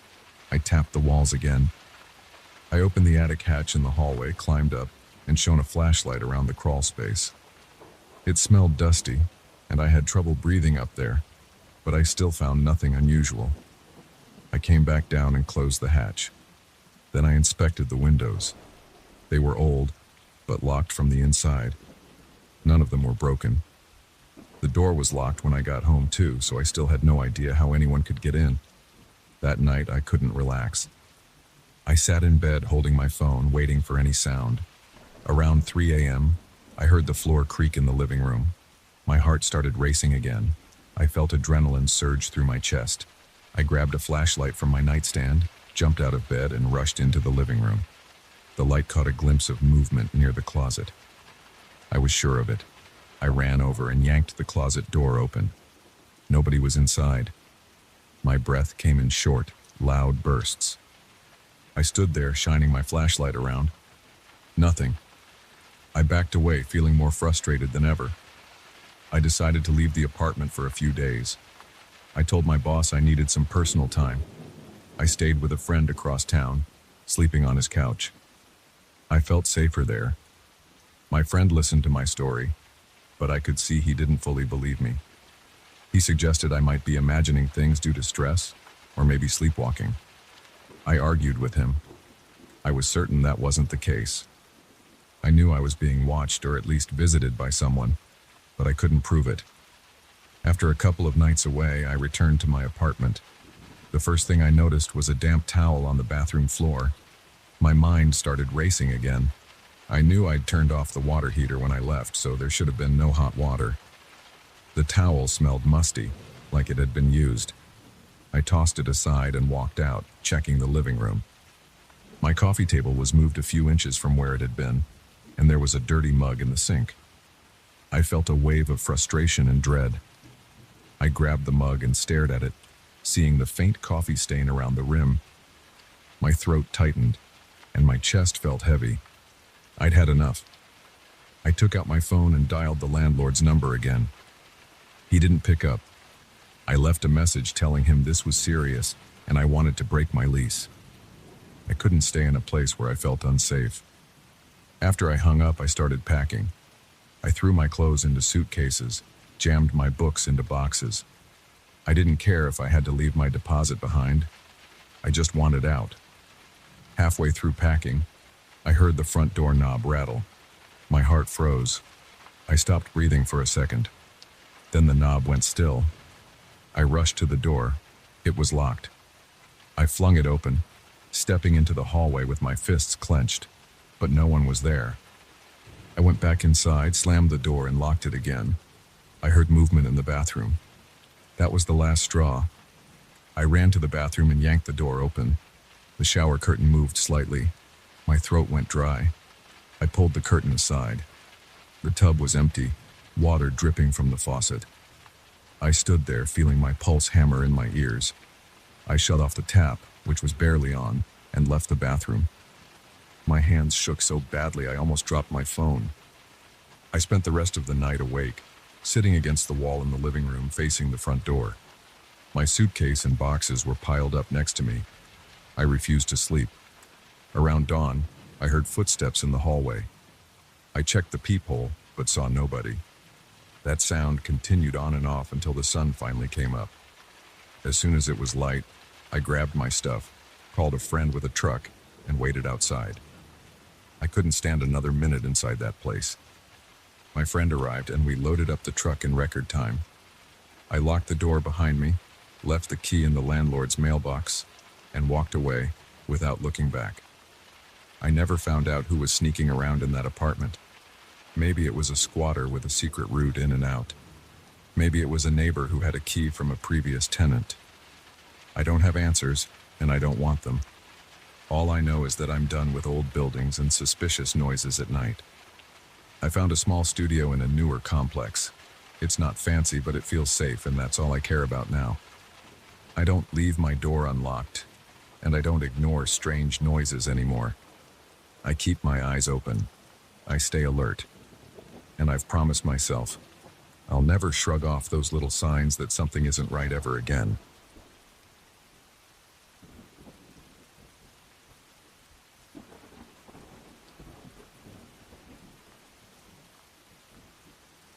I still remember the exact moment when I realized something was off. I was standing by the front door of the cabin, staring at these clear footprints pressed into the fresh snow. They wrapped around the side of the house, stretched up the steps, and stopped right at my threshold. I'd only been there for a week trying to ride out the winter in this isolated spot. But right then, my gut twisted. I hadn't heard a single knock all night, and there was no sign that anyone tried to open the door. Those footprints just appeared, as though someone had walked right up and vanished. I came to the cabin because I wanted quiet. I'd planned for it, loaded my truck with enough supplies to last a couple months, mapped out the route, and made sure the generator was in good shape. I don't have a family. I don't have a steady job that ties me down. I needed a break from the usual noise of the city. The property belongs to a friend of a friend who rarely uses it, so I got it for cheap. When I arrived, the place was cold, dusty, and locked up tight. I turned on the main furnace, let the vents blow out the stale air, and hauled in the groceries.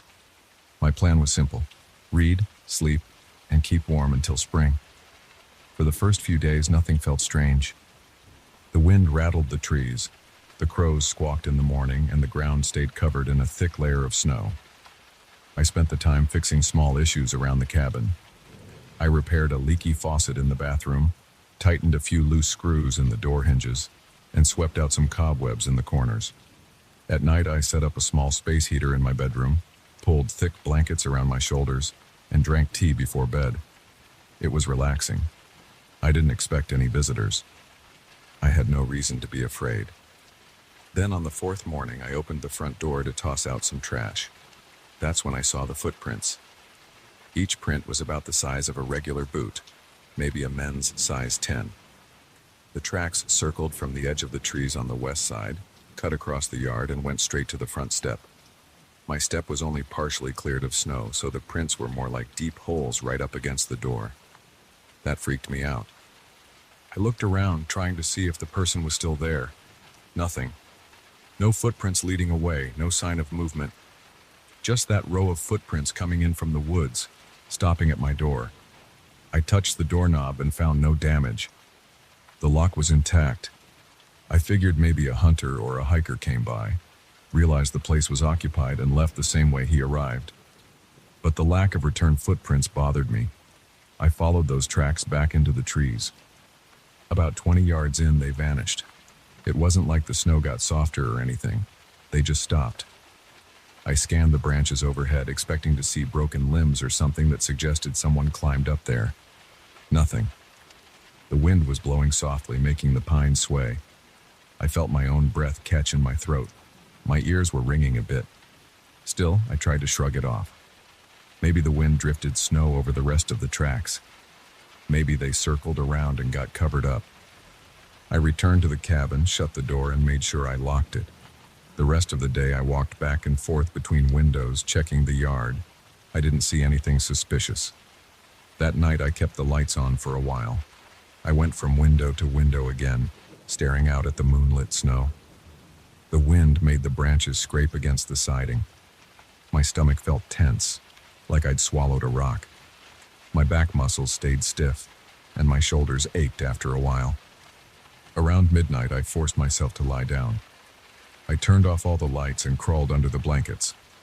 I told myself not to be paranoid, just a random visitor who changed his mind. I tried to ignore my racing thoughts. The next morning, I walked outside again, determined to shake the feeling. I stepped onto the porch, carefully scanned the yard, and frowned at a new set of footprints. These led around the side of the cabin toward the back door. Once again, they ended right at the threshold. No sign of forced entry, no footprints leading away. I crouched down, touching the prints with my gloved hand. The indentation felt firm, as though it was freshly made. My breath came out in short bursts and my hands shook a little. The quiet around me felt heavier now. I locked the front door, walked around to the back door, and tested that lock too. Everything was still secure. Then I traced those footprints back into the woods, just like the day before. Again, they faded after a few yards. I kicked at the snow, searching for any sign of deeper tracks. I found nothing. It was like someone just dropped out of the sky, walked up to the cabin, and disappeared. On my way back, I heard a branch snap. I spun around. Nobody stood there. The trees were still. My heart pounded against my ribs. I hurried back inside and slammed the door. That evening, I forced myself to stick to a routine. I cooked some canned soup, ate it straight from the pot, and cleaned up in the sink. My water supply was good. The furnace was working. The generator had plenty of fuel. I tried reading a few chapters from a paperback I'd brought along, but I couldn't focus. Every few minutes, I'd think I heard something outside. Maybe steps in the snow, maybe just the wind. My chest would tighten, and I'd set down the book to listen. After a while, I gave up on reading and switched on the radio. The signal was weak. I picked up some static and bits of a local weather forecast. The forecast called for more snow. I turned off the radio and sat there in silence. My mind was racing. Before bed, I decided to shut every curtain and blind in the cabin. I checked both doors again, making sure they were locked. I double-checked the windows. They were all latched. I felt a jolt of nervous energy in my gut. My hands were sweaty even though the cabin was chilly. I breathed through my nose and tried to calm down, but it wasn't working. Finally, I climbed into bed and pulled the blankets over my head like a kid. I wish I could say that made me feel safe, but it didn't. I just lay there, staring at the darkness, listening for any scrape or thud from outside. Sometime after midnight, I heard a faint knock. It was soft, like someone tapping a knuckle against the wood. I jumped out of bed. My feet felt heavy as I walked across the room to the front door. I put my ear against it. My heart thumped so loud I couldn't tell if the knocking was still happening or if it was just my pulse. I looked through the small peephole. It was pitch black. I flicked on the porch light. The peephole showed only swirling snowflakes drifting by. No shape, no figure. I hesitated. My hand hovered near the lock. I thought about opening the door. Instead, I turned off the porch light and stepped back. For an hour, I sat on the couch waiting to see if the knock would come again. It never did. The next morning, I hesitated before opening the door. I told myself I'd check for footprints anyway. I braced myself, unlocked it, and looked down. There were fresh prints, same size as before. They lined up along the path from the tree line, stopped at the door, then vanished. I felt a wave of dizziness. My spine tingled. I yelled, "Who's there?" My voice sounded weird in that cold air, like it didn't belong to me. Nothing answered. I tried to keep my breathing steady, but my lungs felt tight. I went inside, locked the door, and paced for a bit. I kept rubbing my hands together. I felt trapped. The nearest neighbor was miles away, and I wasn't eager to drive in the snow without a good reason. Also, I didn't want to leave the cabin unattended. If someone was messing with me, I didn't want them getting in while I was gone. After pacing around, I decided to set up a simple alarm system. I had a few old tin cans and some fishing line in my supplies. I rigged the fishing line around the perimeter of the porch so that if someone stepped on it, the cans would rattle. Then I took some salt and spread it around the doors and windows, hoping I could spot footprints more clearly. It was a desperate measure, but I had to do something. I spent the rest of the day in a weird state, half expecting the sound of rattling cans at any moment. Nightfall came faster than I wanted. The wind picked up. I felt the cabin walls creak a bit. I turned off most of the lights, leaving only a small lamp in the living room. I sat there with a flashlight in one hand, staring at the front door. The place was quiet, except for the hum of the furnace. Around 10 p.m., I heard a metallic clang from outside. I jumped to my feet, my heart thudding. I slipped on my boots, grabbed the flashlight, and rushed to the door. I paused, listened. Another clang. I opened the door a crack and pointed the flashlight around. My fishing line was swaying and the cans were scattered across the porch, but I saw no one. Snow was falling in thick clumps and my breath came out in short bursts. I shut the door again, locked it, and moved away. I forced myself to wait inside, scanning the windows, checking the back door once more. Everything stayed still. Eventually, I tried to sleep. I dozed off in the living room, still wearing most of my clothes. In the middle of the night, I stirred. I thought I heard a crunch outside, like footsteps. I tensed up, but I stayed on the couch. I didn't have the nerve to open the door. I just lay there, eyes wide, waiting for morning light. At dawn, I got up, pressed my ear to the door again, and slowly unlatched it. I stepped onto the porch and looked at the new snowdrifts. There were footprints again, only this time they were around the entire cabin. They circled it, stopping at every window and both doors. I felt a jolt of panic. My legs went weak. The prints were close to the walls, like someone had pressed up against the cabin, trying to look in. I walked around the house, following the tracks. They led back to that same clump of trees. Then, as always, they vanished. The snow had barely had time to fill them in, so they must have been made just a few hours earlier. My hands were shaking. I realized I'd been clenching my jaw so hard my teeth hurt. I yelled again, my voice cracking, "Who's out here?" The pines rustled in the wind, but nothing else moved. I had a sudden thought. Maybe I should leave. But I didn't want to drive blind through thick snow. The road was tricky, even in good weather. My truck was old and the tires weren't great. Plus, the main highway was a long way off, and I wasn't sure if the plows had cleared it. I went back inside and locked up again. I stood in the middle of the living room, glancing at the windows, wondering if someone was watching me. For the next few days, it was the same. Each morning, new footprints, always leading right up to a door or window, then stopping. I couldn't catch whoever was doing it. The fishing line alarm went off twice more, both times in the middle of the night. Each time, I rushed out there with a flashlight and never saw anyone. I kept thinking I heard low creaks on the steps or faint knocks on the walls, but whenever I tried to pinpoint it, everything went silent. I couldn't sleep well. My eyes burned from exhaustion, and my muscles ached from being constantly tense. I felt pinned down by fear. My appetite dwindled. My mind started running in circles. I'd ask myself if this could be an animal, but the footprints looked human. I'd wonder if it was some local playing a prank, but it didn't feel like a joke. One night I decided to stay up until dawn. I kept a heavy flashlight and a shovel near the door. I left one small lamp on. I tried not to blink for too long, scanning the windows every few minutes. Around 3 a.m., I heard a scratching sound near the back door.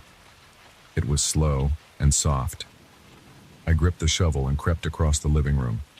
My heartbeat hammered in my ears. I reached the back door, held my breath, and waited. The scratching stopped. I flipped the porch light switch.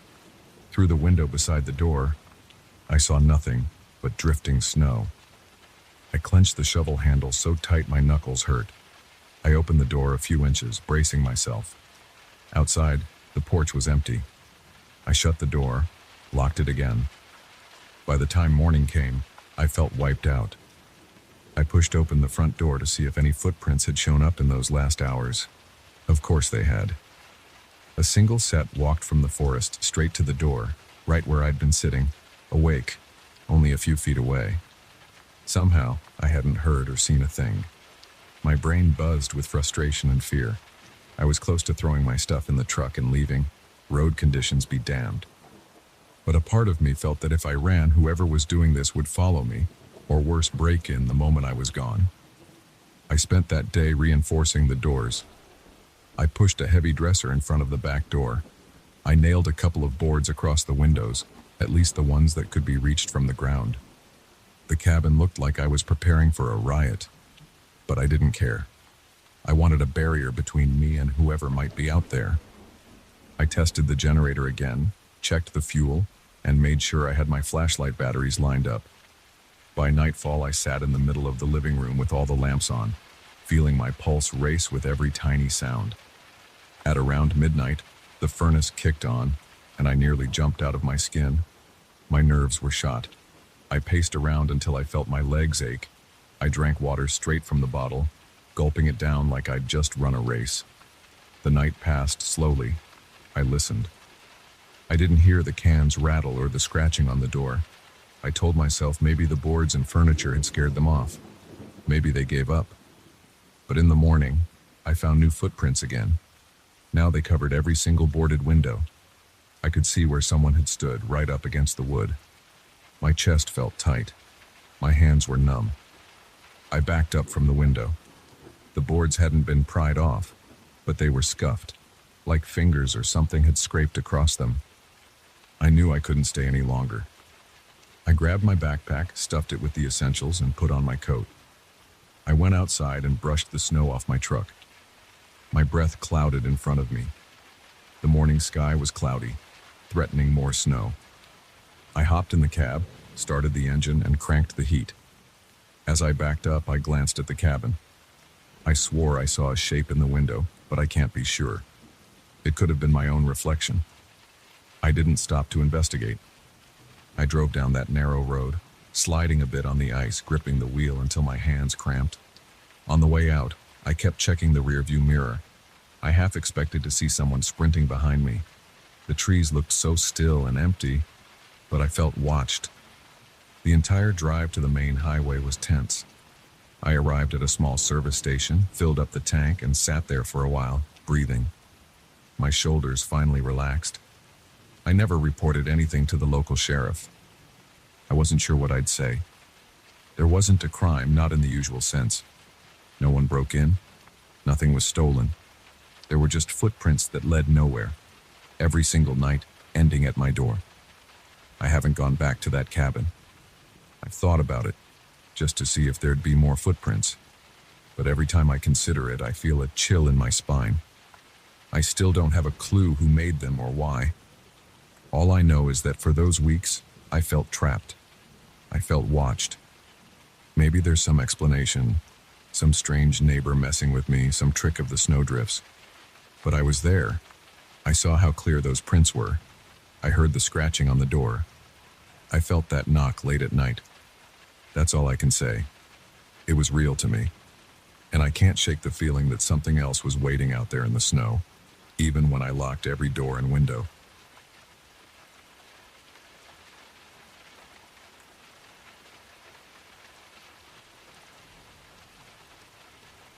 I felt something was off the minute I stepped onto my new floor.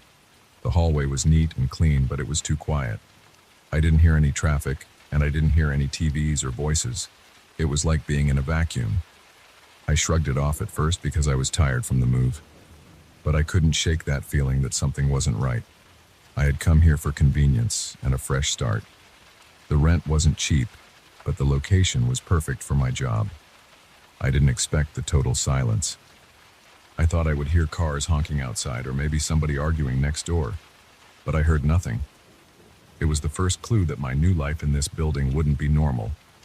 I walked into my apartment on that first day, dropped my bags on the floor, and took a look around. The living room was small, with a window facing the main street. I tried to open the window to let in some air, but it stuck. I gave it a couple of tugs until it finally slid open. When I leaned out, I realized I couldn't hear anything. Down on the street, cars were moving, but they seemed distant, like they were part of a silent movie. It wasn't just an old window. Even with it wide open, the noise from outside barely reached me. I figured maybe there was some special soundproofing in this building. I remember feeling relieved because I like it quiet when I sleep. I didn't know how unusual it really was. That first night, I managed to unpack most of my stuff. I set up my bed, my TV, my small couch, and a couple of lamps. I realized I was missing a few groceries, so I took the elevator down and walked to a small market around the corner. On the way, I heard the normal hustle and bustle of downtown traffic. Horns, engines, the rumble of the city. Everything seemed normal outside. When I got back upstairs, I stepped out of the elevator and was hit by that same eerie silence in the hallway. The difference between the noisy street and this dead quiet corridor made me pause. I glanced around, but I didn't see anyone. I couldn't smell anything either. Usually, apartment hallways smell like cleaning products or somebody's cooking. Not here. It felt like walking into a sealed box. Inside my apartment, I ate some of the snacks I'd bought, watched a little TV, and tried to relax. The walls were thick, which I appreciated. Sometimes older buildings have thin walls and you can hear every conversation or every step from your neighbors. This place seemed to have none of that. I started to wonder if I even had neighbors. Every door on my floor looked the same, and I didn't see any signs of life. I told myself that maybe they were empty units or the tenants traveled a lot. Around midnight, I shut off the TV and tried to sleep. The bed felt comfortable enough, and the darkness of the room didn't bother me. Usually city lights seep in through the curtains, but the curtains here were heavy, and I liked the total darkness. I assumed I would sleep like a rock. I was just starting to drift off when I heard a scratching noise. At first, I thought it was coming from inside the apartment. I sat up in bed, looked around, and listened carefully. It sounded like something scraping against a wall. I got up and walked to the living room, checking if maybe there was a branch hitting the window or a loose cable. But I saw nothing unusual. The scratching stopped after about 10 seconds. I chalked it up to a pipe in the wall, or maybe my imagination. I went back to bed, telling myself not to be so jumpy. I managed to sleep, but it was a light sleep. I kept waking up, wondering if I would hear that scratching again. The next day, I woke up early for work, feeling a little groggy. In the hallway, everything still looked normal, but it was dead quiet. I walked to the elevator and pressed the button. I glanced at the door across from mine, but there was no nameplate, no decorations, no sound.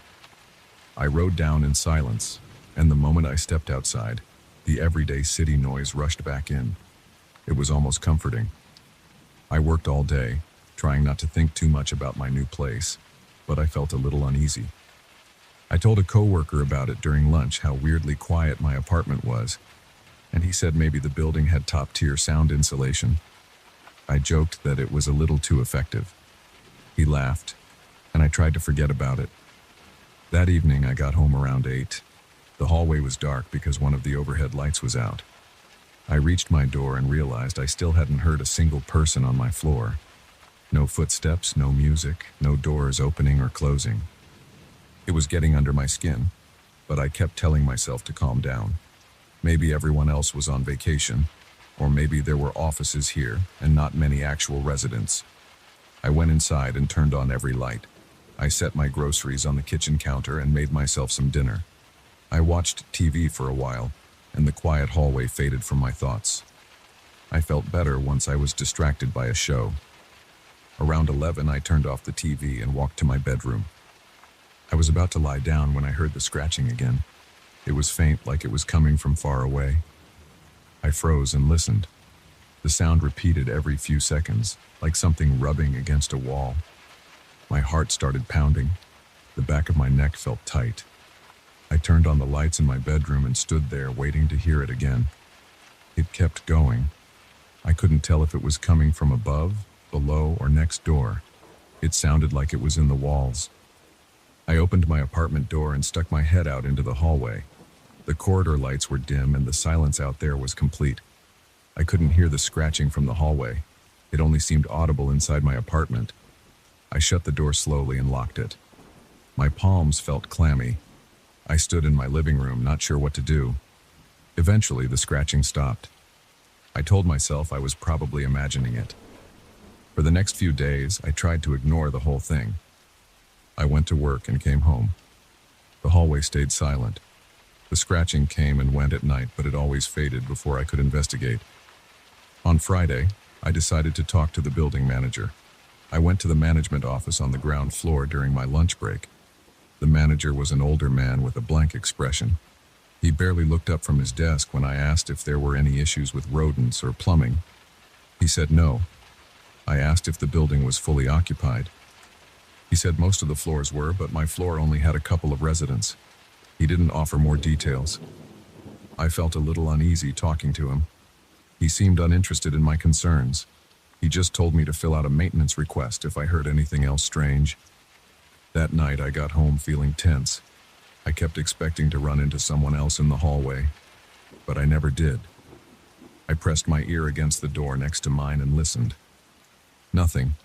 No TV, no music, no shuffling. I tried the same with the door across from me. Same silence. I felt weird doing that, but I needed to know if anyone was actually there.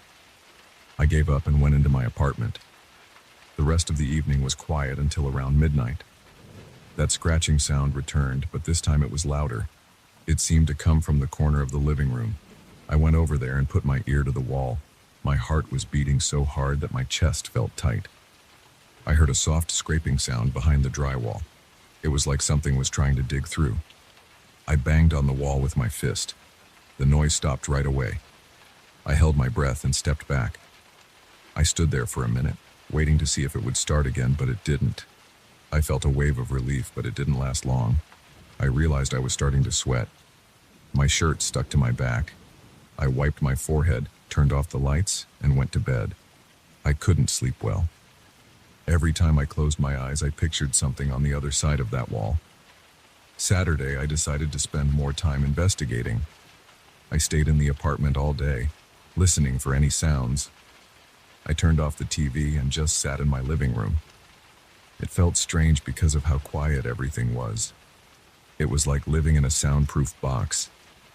The only time I heard a normal city noise was when I opened the window. Even then, the sounds were dull, like someone had stuffed cotton in my ears. Around midday, I walked around the entire floor. I knocked on a few doors, but no one answered. I found a stairwell at the far end of the hall. It was clean, and the light was working there, but I didn't see any signs of life. I realized I felt alone in this place, and it made my stomach twist. I told myself I was overreacting, that it was just a quiet building. That night, I braced myself for the scratching. Sure enough, around 11:30, it started. This time it sounded closer, almost like it was on the other side of my living room wall but near the floor. I could hear a slow, steady scrape, then a pause, then another scrape. My pulse was racing. The hairs on my arms stood up. I grabbed a flashlight from my kitchen drawer even though the lights were on. I felt silly, but I needed something in my hand. I walked to the wall, crouched down, and placed my ear against it. The drywall felt cool. I could hear the scratching more clearly. It was deliberate. I felt my stomach tighten. I shouted, "Hello? Who's there?" My voice sounded too loud in that silent apartment. The scratching paused, then started again. I banged on the wall and said, "Stop." It kept going for a few seconds, then it just ended. I realized my breathing was rapid. My chest felt tight. I dropped the flashlight because my hands were shaking. It hit the floor and rolled under the coffee table. I sat on my couch for a long time staring at that spot on the wall. I couldn't come up with a logical explanation. No rats or mice would scratch with that pattern. It sounded too deliberate. I felt like someone was messing with me. I decided I needed to see if the scratching might be coming from an adjacent unit. I checked a floor plan of the building online, and I saw that the apartment next to mine shared that living room wall. I memorized the unit number and planned to speak with whoever lived there. On Sunday morning, I got up early and went next door. I knocked a few times, but no one answered. I pressed my ear to the door again. Silence. I tried the doorknob, but it was locked. I felt like a trespasser, but I was desperate for answers. I went down to the building manager again and asked if I could talk to the tenant in that specific unit. He said that unit was vacant. I asked how long. He said at least 6 months. I asked if maintenance might be in there at night. He said no. I asked if there were any hidden pipes or mechanical systems in that wall. He just shrugged and said everything was normal. I felt my frustration building, but he didn't seem to care. I went back upstairs, stood outside that vacant apartment and wondered if someone had broken in. But the lock looked fine. No signs of forced entry. My heart thumped in my chest as I realized I was left with no clear explanation. That evening, the scratching returned just before midnight. It was louder than before, and it seemed to come from multiple spots. I could hear it behind the wall near the kitchen and also near the window in the living room. I ran to each spot trying to track it. Every time I got close, the sound stopped. Then it would start again from somewhere else. I was sweating and breathing hard. My eyes darted around and I felt dizzy. I shouted, "Who's there?" But no one responded. I called a friend and told him I was freaking out, but I tried to keep my voice steady. He said maybe I should crash at his place, but I didn't want to run away. I needed to figure this out. Around 2 in the morning, the scratching finally stopped. I sat on my couch exhausted until I dozed off. When I woke up, it was almost 9 p.m. I stumbled into the bathroom, splashed water on my face, and tried to wake up. My head felt heavy. I thought about calling an exterminator, but that didn't feel right. This didn't sound like normal pests. It sounded like a person. But who? And how? I decided to check the vacant apartment. I knew it was locked, but I wanted to see if there was a way in through the stairwell or a fire escape. I found the fire escape in the hallway. The metal door was locked from the inside, and I couldn't open it without a key. I checked the exterior of the building from the ground floor. There were metal stairs on the side, but they didn't appear to lead directly into that unit. I realized my options were limited. I went back to my apartment and thought about calling the police, but what would I say? I hear scratching in the walls. It sounded ridiculous. There was no threat of violence, and I had zero proof of anything illegal. For the next several days, the pattern repeated. Quiet days, horrifying nights. The scratching would start at random times, always late, always moving around the walls. I tried leaving music on to drown it out, but I could still hear it. Sometimes it got so close that I swore it was right behind the drywall in front of me. I knocked, I shouted. I even tried playing loud sounds from my phone against the wall to see if that would scare off whatever it was. Nothing worked. My body started reacting. My hands shook, my appetite vanished, and I had trouble focusing at work. I kept glancing around my own apartment like I was expecting something to jump out of the walls. One night, around 3 a.m., I decided I couldn't take it anymore. I packed an overnight bag and left my apartment. The hallway was dark again because that same light never got replaced. I walked to the elevator, feeling my heart pound. As I was waiting for the elevator doors to open, I swore I heard a faint scratching sound coming from somewhere behind me, but I didn't turn around. I got in, pressed the lobby button, and kept my eyes on the door. When I reached the ground floor, I stepped outside and felt a blast of normal city noise. I took a deep breath and felt immediate relief. My whole body relaxed. I found a nearby coffee shop that was open late and spent the rest of the night there, just drinking coffee and trying to stay awake. I didn't care about the time. I just needed to be anywhere but that apartment. Now I'm not sure what my next step will be. I can't keep living like this. Every night the silence takes over my floor and the scratching gets closer. I'm going to ask the manager to move me to another unit or break my lease. I don't know what's behind those walls and I don't want to find out. All I know is that something isn't right in that apartment. The silence is overwhelming, and the scratching never really stops. I don't care if people think I'm paranoid. I need to leave before this consumes my mind. That's my plan. I don't have a better explanation.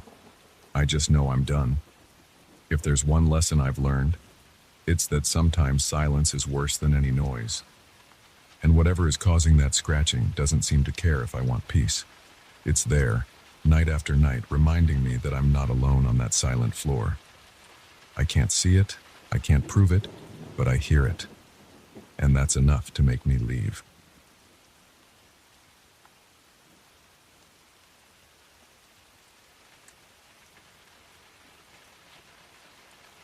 I remember the exact moment it started. I was lying in bed staring at the ceiling in the middle of a downpour. Rain beat against my bedroom window, and I was wide awake. My sheets felt damp because the humidity in my apartment was higher than usual. My throat felt scratchy and I kept swallowing to clear it. I'd already turned out the lights in the living room, double-checked the locks on my front door, and made sure my windows were shut. Everything was supposed to be peaceful, but something felt off. I heard a dripping noise from my kitchen sink, so I got up and walked to the kitchen in the dark. I didn't bother turning on the overhead light. I felt my way around by lightly tracing my hand along the wall. The hallway in my place is pretty short, so it only took a few steps to get there. The kitchen smelled like old coffee grounds because I'd left the filter in the trash can for a while. I reached the faucet, tightened it, and heard the dripping stop. I stood there for a moment to confirm it was really off. Then I heard something else. Soft shuffling in the corridor outside my bedroom. At first I thought it might be the building's old pipes or the wind in the ventilation system, but it wasn't. It had a distinct rhythm, like footsteps. My heart started thudding in my chest. I don't normally scare easy, but hearing footsteps in my apartment at that time of night felt wrong. I live alone. There shouldn't have been anyone else inside. I had locked the front door. I left the kitchen slowly, not wanting to make noise. My socks slid a bit on the floor, so I took each step carefully. I stood in the living room, trying to see down the dark hallway to my bedroom. I could still hear the rain hitting the windows, but now I also heard that slow, steady tread. It was definitely coming from the hallway. It sounded like someone taking one step at a time, pausing, then taking another. I reached out and flipped the living room light switch. The overhead lamp flickered on, and I saw the corridor partially illuminated. It looked empty. I couldn't see anything moving, but the footsteps sounded like they were still there. It was as if they were right around the corner, outside my bedroom door. I felt my breathing get shallow. My mouth was dry. I tried to swallow, but I had no saliva left. The hair on my arms stood up, and I felt my pulse throbbing in my temples. I took a few steps forward, wanting to check the bedroom. The hallway floor creaked under me. The footsteps seemed to pause. I stood still, listening. My body felt like it was bracing for something to jump out at me. My mind raced. I thought about grabbing something to use as a weapon, but I didn't have anything close by. The only thing near me was a decorative vase on a side table, but I didn't want to start swinging a vase around unless I was sure I needed to defend myself. The footsteps stayed put, right outside my bedroom door. It sounded like they were hesitating. I inched closer. I kept expecting to see a silhouette or a shadow, but there was nothing. I approached the doorway to my bedroom and put my hand on the frame. My bedroom door was slightly ajar, just the way I'd left it. I pushed it fully open and looked inside. The window was closed, the curtains drawn, and my bed was unmade. No one was there. I stood there for a few seconds, just scanning every inch of the room. The closet door was open too, and there was no one hiding in there. I let out a shaky breath. Then I heard another step in the corridor behind me. It was deliberate. The floor creaked in the spot near the bathroom door. I spun around so fast that my foot twisted a bit and I almost stumbled. I flicked the bedroom light on so I could see better. The hallway was still empty. The living room light was still on, so the entire corridor was lit. There was nothing visible. My heart pounded even harder. I felt a drop of sweat slide down the side of my face. I stood with my back to my bedroom door, staring at the hallway. The footsteps started again, slowly moving toward me. I could hear each step land with a soft thud on the old wooden floor. I felt a chill spread across my neck and shoulders.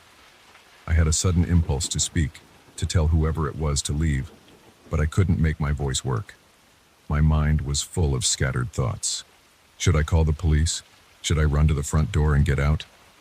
But part of me wanted to confirm that I wasn't losing my mind. I took a deep breath, stepped forward, and reached for the hallway light switch.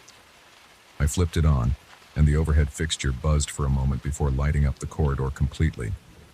The footsteps stopped. Silence filled the air, broken only by the sound of rain outside. I stood there for at least a minute, not moving, listening for any more sounds. Nothing happened. The corridor was empty.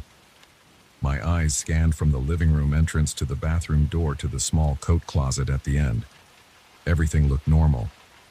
I breathed out, feeling my pulse slow a bit. My body was still tense, but I tried to calm myself by taking slow, measured breaths. I decided to check every corner of my apartment. I started with the bathroom. I pushed the door open, turned on the light, and saw my usual mess. Towels piled in a corner, a toothbrush on the sink, and an empty soap dispenser I kept forgetting to replace. No one was there. I checked the shower just in case. Nothing. Next, I moved to the coat closet in the hallway. I opened it, pushed aside my jackets, and looked at the floor. It was filled with old shoes and a couple of boxes. No sign of anyone hiding. I closed it again. Then I walked through the living room, the small dining area, and the kitchen. Nothing. Everything was in its place. When I was done, I stood in the middle of the living room.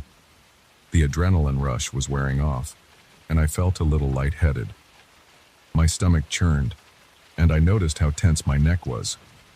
The clock on my wall said it was close to midnight. The rain was still pounding, and I realized I was cold. My t-shirt felt clammy against my skin. I didn't want to stay up all night, but I didn't know how I was going to sleep. Still, I told myself I was probably imagining things. Maybe I'd dozed off and half-dreamed the sounds. I decided to go back to bed and try to rest. I left the living room light on, though. I wasn't about to plunge the place into complete darkness again. I went back to my room, left the door open, and climbed into bed. I felt exposed with the hallway light on, but at least I could see if something moved. I pulled the blanket up to my chest and tried to relax. I focused on the rain outside, letting the repetitive sound calm my nerves. I drifted off at some point, but I couldn't have slept long before I was jolted awake again by the same slow footsteps. I sat up so fast that my head spun. The footsteps were in the hallway just outside my bedroom, just like before. My heart rate shot up. My throat tightened and I could feel the rush of heat in my face. The hallway light was still on, so I could see everything, but there was no one there. Yet the floor was creaking in soft intervals. I felt panic well up in my chest. I looked at my phone on the nightstand, thinking about calling the police. But I hesitated. What would I say? I hear footsteps, but I can't see anyone. They'd probably think I was hallucinating or messing with them. I slid out of bed, every muscle in my body tensing up. I stood in the doorway to my room and stared at the spot on the floor that kept creaking. The sound was about 5 feet in front of me. I could practically pinpoint the exact board that was shifting. I was wide awake now. No chance I was dreaming. The footsteps continued, one after another, at a measured pace. They stopped right in front of me. I was shaking. I tried to reach out, thinking maybe I'd feel a draft or some weird shift in the air. My hand touched nothing but empty space. My skin prickled. My breath caught in my throat. I stayed there for a long moment. The footsteps didn't move. It felt like someone was standing there, just staring at me, but I saw nothing. I wanted to speak, but I didn't know what to say. My body was tense from head to toe. My heart pounded in my ears and every breath felt forced. Then, after what felt like an eternity, the footsteps retreated back down the hallway. The floor creaked in reverse order. I could hear each step move away from me, heading toward the living room. I followed the sound, stepping carefully, my knees feeling weak. By the time I reached the living room, the footsteps had vanished. Everything was still. The lights were on, and the shadows were ordinary. I glanced around, searching for some clue. My furniture looked normal. My couch was there, a couple of pillows tossed around. The TV was off, the remote on the coffee table. I forced myself to check the front door again. It was still locked. I even pulled on it to make sure. It didn't budge. I felt trapped in my own home, unsure of what was happening. I decided to stay awake the rest of the night. I couldn't stand the idea of lying back down in that bed, waiting for the footsteps to return. I sat on my couch with the lights on. I tried to watch something on my phone, but my internet connection was spotty because of the storm. The Wi-Fi kept cutting out, so I gave up. I just sat there, arms folded, listening to the rain. I tried to figure out a logical explanation. Maybe my downstairs neighbor was walking around, and the sound was traveling through the building's old floors. But it didn't make sense. I know what footsteps from below sound like, and these were definitely in my hallway. Around 2 a.m., I stood up and walked around the apartment again. I just needed to move. My limbs felt stiff from tension. I stretched my neck and rolled my shoulders, trying to release some of the tightness. Then I realized I needed to use the bathroom. It felt eerie walking down the hallway. The place was silent except for my own steps. I half expected to hear that slow tread appear behind me, but there was nothing. I flipped the bathroom light on, relieved myself, and splashed cold water on my face. I looked at myself in the mirror. My eyes were bloodshot, and my hair was messed up. I felt exhausted. I went back to the living room and sat down again. I didn't turn on the TV. I didn't have the energy to focus on anything else. I kept thinking about the sound of the footsteps. They weren't frantic or rushed. They were hesitant, like someone who didn't belong here and wasn't sure if they should proceed. Yet they always stopped right outside my bedroom. That part got to me the most. It was like someone was checking on me or waiting for me. My gut felt twisted, and I had to keep reminding myself to take slow breaths. A bit after 3 a.m., I noticed the rain had started to let up. The pounding on the windows was softer now. I listened for any sign of movement in the hallway. All I heard was the drip of water from the gutters outside. My body was desperate for sleep, but I was wired with anxiety. I decided to stand by the front door, ready to bolt if the footsteps came back. I felt like that was my only option if things got worse. I stood there for a few minutes, not moving, just listening. Then I heard it again. A single creak in the hallway, closer to the bedroom. My heart rate spiked. I forced myself to step into the corridor. The overhead light was still on, so everything was illuminated. I heard 2 more steps, slow and deliberate. My breathing was ragged. I noticed my hands were trembling. I could see the floorboards flex slightly, as if some weight was pressing on them. But there was no figure, no shape, just the bare wooden planks moving like someone invisible was there. I stared, my eyes glued to that spot. The footsteps turned toward me. I felt my mind race with the urge to run. I stepped back into the living room, keeping my eyes on the hallway. The footsteps came closer. My hands were shaking so much that I had to clench them. I tried to call out something like, "Who's there?" But it came out weak. The footsteps paused. I felt heat rising in my face. My heart thumped so hard it almost hurt. Then, after a few seconds, the footsteps moved back down the hallway, toward my bedroom again. I heard them stop in front of my bedroom door. The silence was overwhelming. I tiptoed closer, peeking around the corner. I saw the door was still open and the light inside was off. I took a few cautious steps, not letting my heels press down too hard on the floor. I didn't want to make a noise. When I got close, I listened for breathing or any other sound. I heard only the faint drip from the kitchen faucet and the soft hush of the rain outside. My bedroom was still. I flicked the switch on the wall and the bedroom light snapped on, revealing the empty room again. I felt something tighten in my chest. Every muscle in my body was on high alert. I stood there scanning the floor, the bed, the walls, the closet. Nothing was out of place. Yet I couldn't deny what I'd heard. I turned around, backing away from the bedroom, and retreated to the living room. At that point, I decided there was no way I was sleeping that night. I sat in the corner of the couch with my knees pulled up, keeping the lights on. I remember checking my phone and seeing that it was almost 4 a.m. I stayed that way until morning. The footsteps didn't return again, or if they did, I didn't hear them. Maybe I dozed off for a few minutes here and there, but I mostly just stayed alert, trying not to freak out at every little noise. The storm passed around dawn, and the apartment started to brighten from the morning light. My clothes felt sticky with sweat. I got up, walked to the window, and saw the wet streets below. Cars passed by. I felt a small bit of relief seeing people outside going about their morning. I stood there, not sure what to do next. Eventually, I walked to my bedroom and grabbed fresh clothes. I took a quick shower, letting the hot water blast my face in an attempt to wake me up. My mind replayed every sound I'd heard overnight. I shut the water off and dried myself, listening for anything suspicious. It was quiet. I dressed and walked back into the hallway. Everything seemed normal again in the daylight. The wooden floor looked ordinary, and my bedroom door was right where it should be. But I couldn't shake the memory of those slow, hesitant steps. I spent the rest of the day feeling on edge.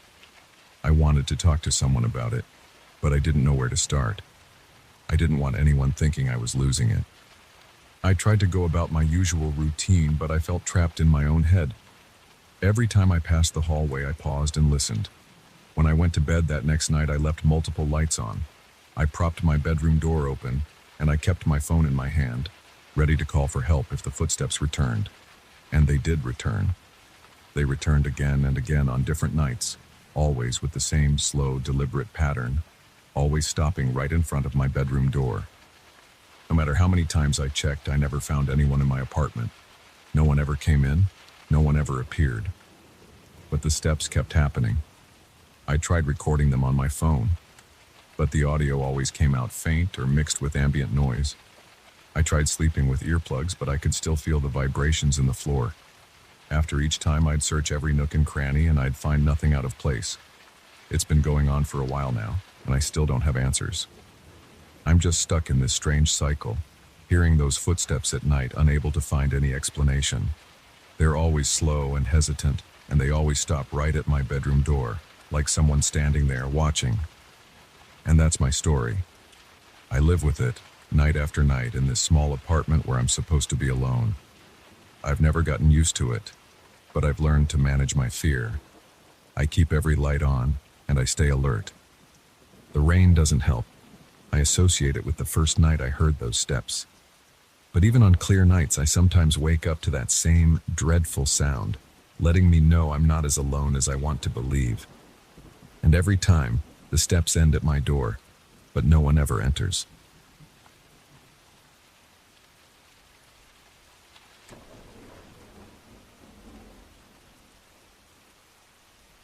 I still remember the first time I saw that old armchair in the antique store. It looked solid and heavy, with faded upholstery and scratches along the wooden arms. The price was low, and I needed extra seating for my living room. I didn't think much about it. I just paid, brought it home, and set it in the corner by the window. It felt like any other used piece of furniture. Now I wish I had never bought it. I live alone in a small single-story house. It's quiet here most nights. Sometimes I hear the wind outside, or I hear the refrigerator clicking on and off in the kitchen. Otherwise, it's calm. A few weeks after I got that armchair, I started to notice little things. At first, I thought I was just tired. I'd come home from work and see the armchair in a slightly different position. Maybe it was angled a bit more toward the door. Maybe it was turned a little more toward the hallway. I assumed I had bumped into it or nudged it while vacuuming. But as time went on, these shifts became more obvious. One night I came home late from a friend's house. I walked into the living room, and I stopped. The armchair was facing the bedroom hallway.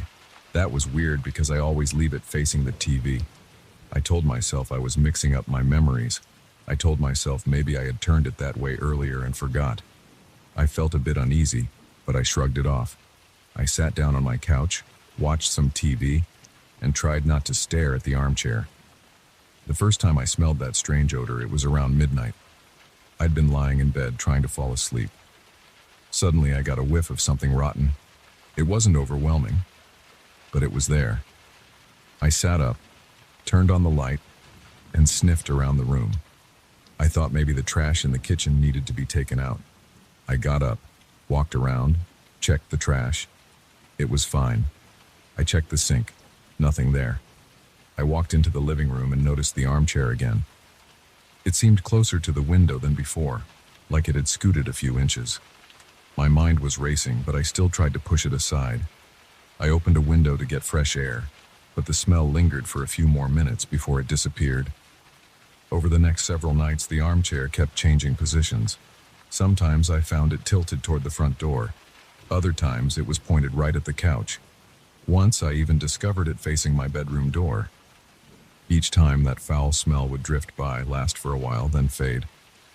I began to check all around the living room every morning, making sure I wasn't missing something obvious, like a dead animal in the walls or a moldy patch in the corner. I never found a source. The smell didn't return during the daytime, only at night. I started sleeping poorly. My head would fill with questions. How was the armchair moving? Was I sleepwalking and doing it myself? Was someone breaking into my house? I checked the locks on my doors and windows. I even set up a simple piece of tape across the door frames at night to see if they'd been disturbed.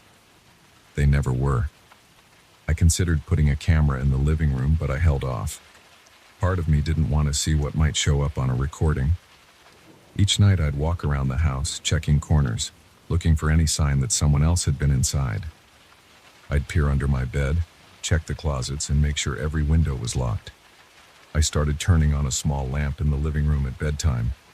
That lamp cast a weak light across the furniture. If I woke up in the middle of the night, I would look down the hall from my bedroom and see the edges of the armchair. I told myself that maybe I'd catch it moving. That never happened, but sometimes I felt certain it had changed positions, even if just an inch or two by the time morning came. I remember one night in particular. I'd had a stressful day. I was exhausted. I fell asleep around 10. Sometime before dawn, I woke up because of that same nauseating smell. My eyes shot open, and my heart thumped hard in my chest. I jumped out of bed and flicked on the bedroom light. I walked into the hallway and the smell got stronger. I flipped on the living room light. The armchair was turned completely toward my bedroom door, like it was staring right at it. My hands started to shake. My mouth went dry. I looked around, convinced someone was hiding behind the furniture.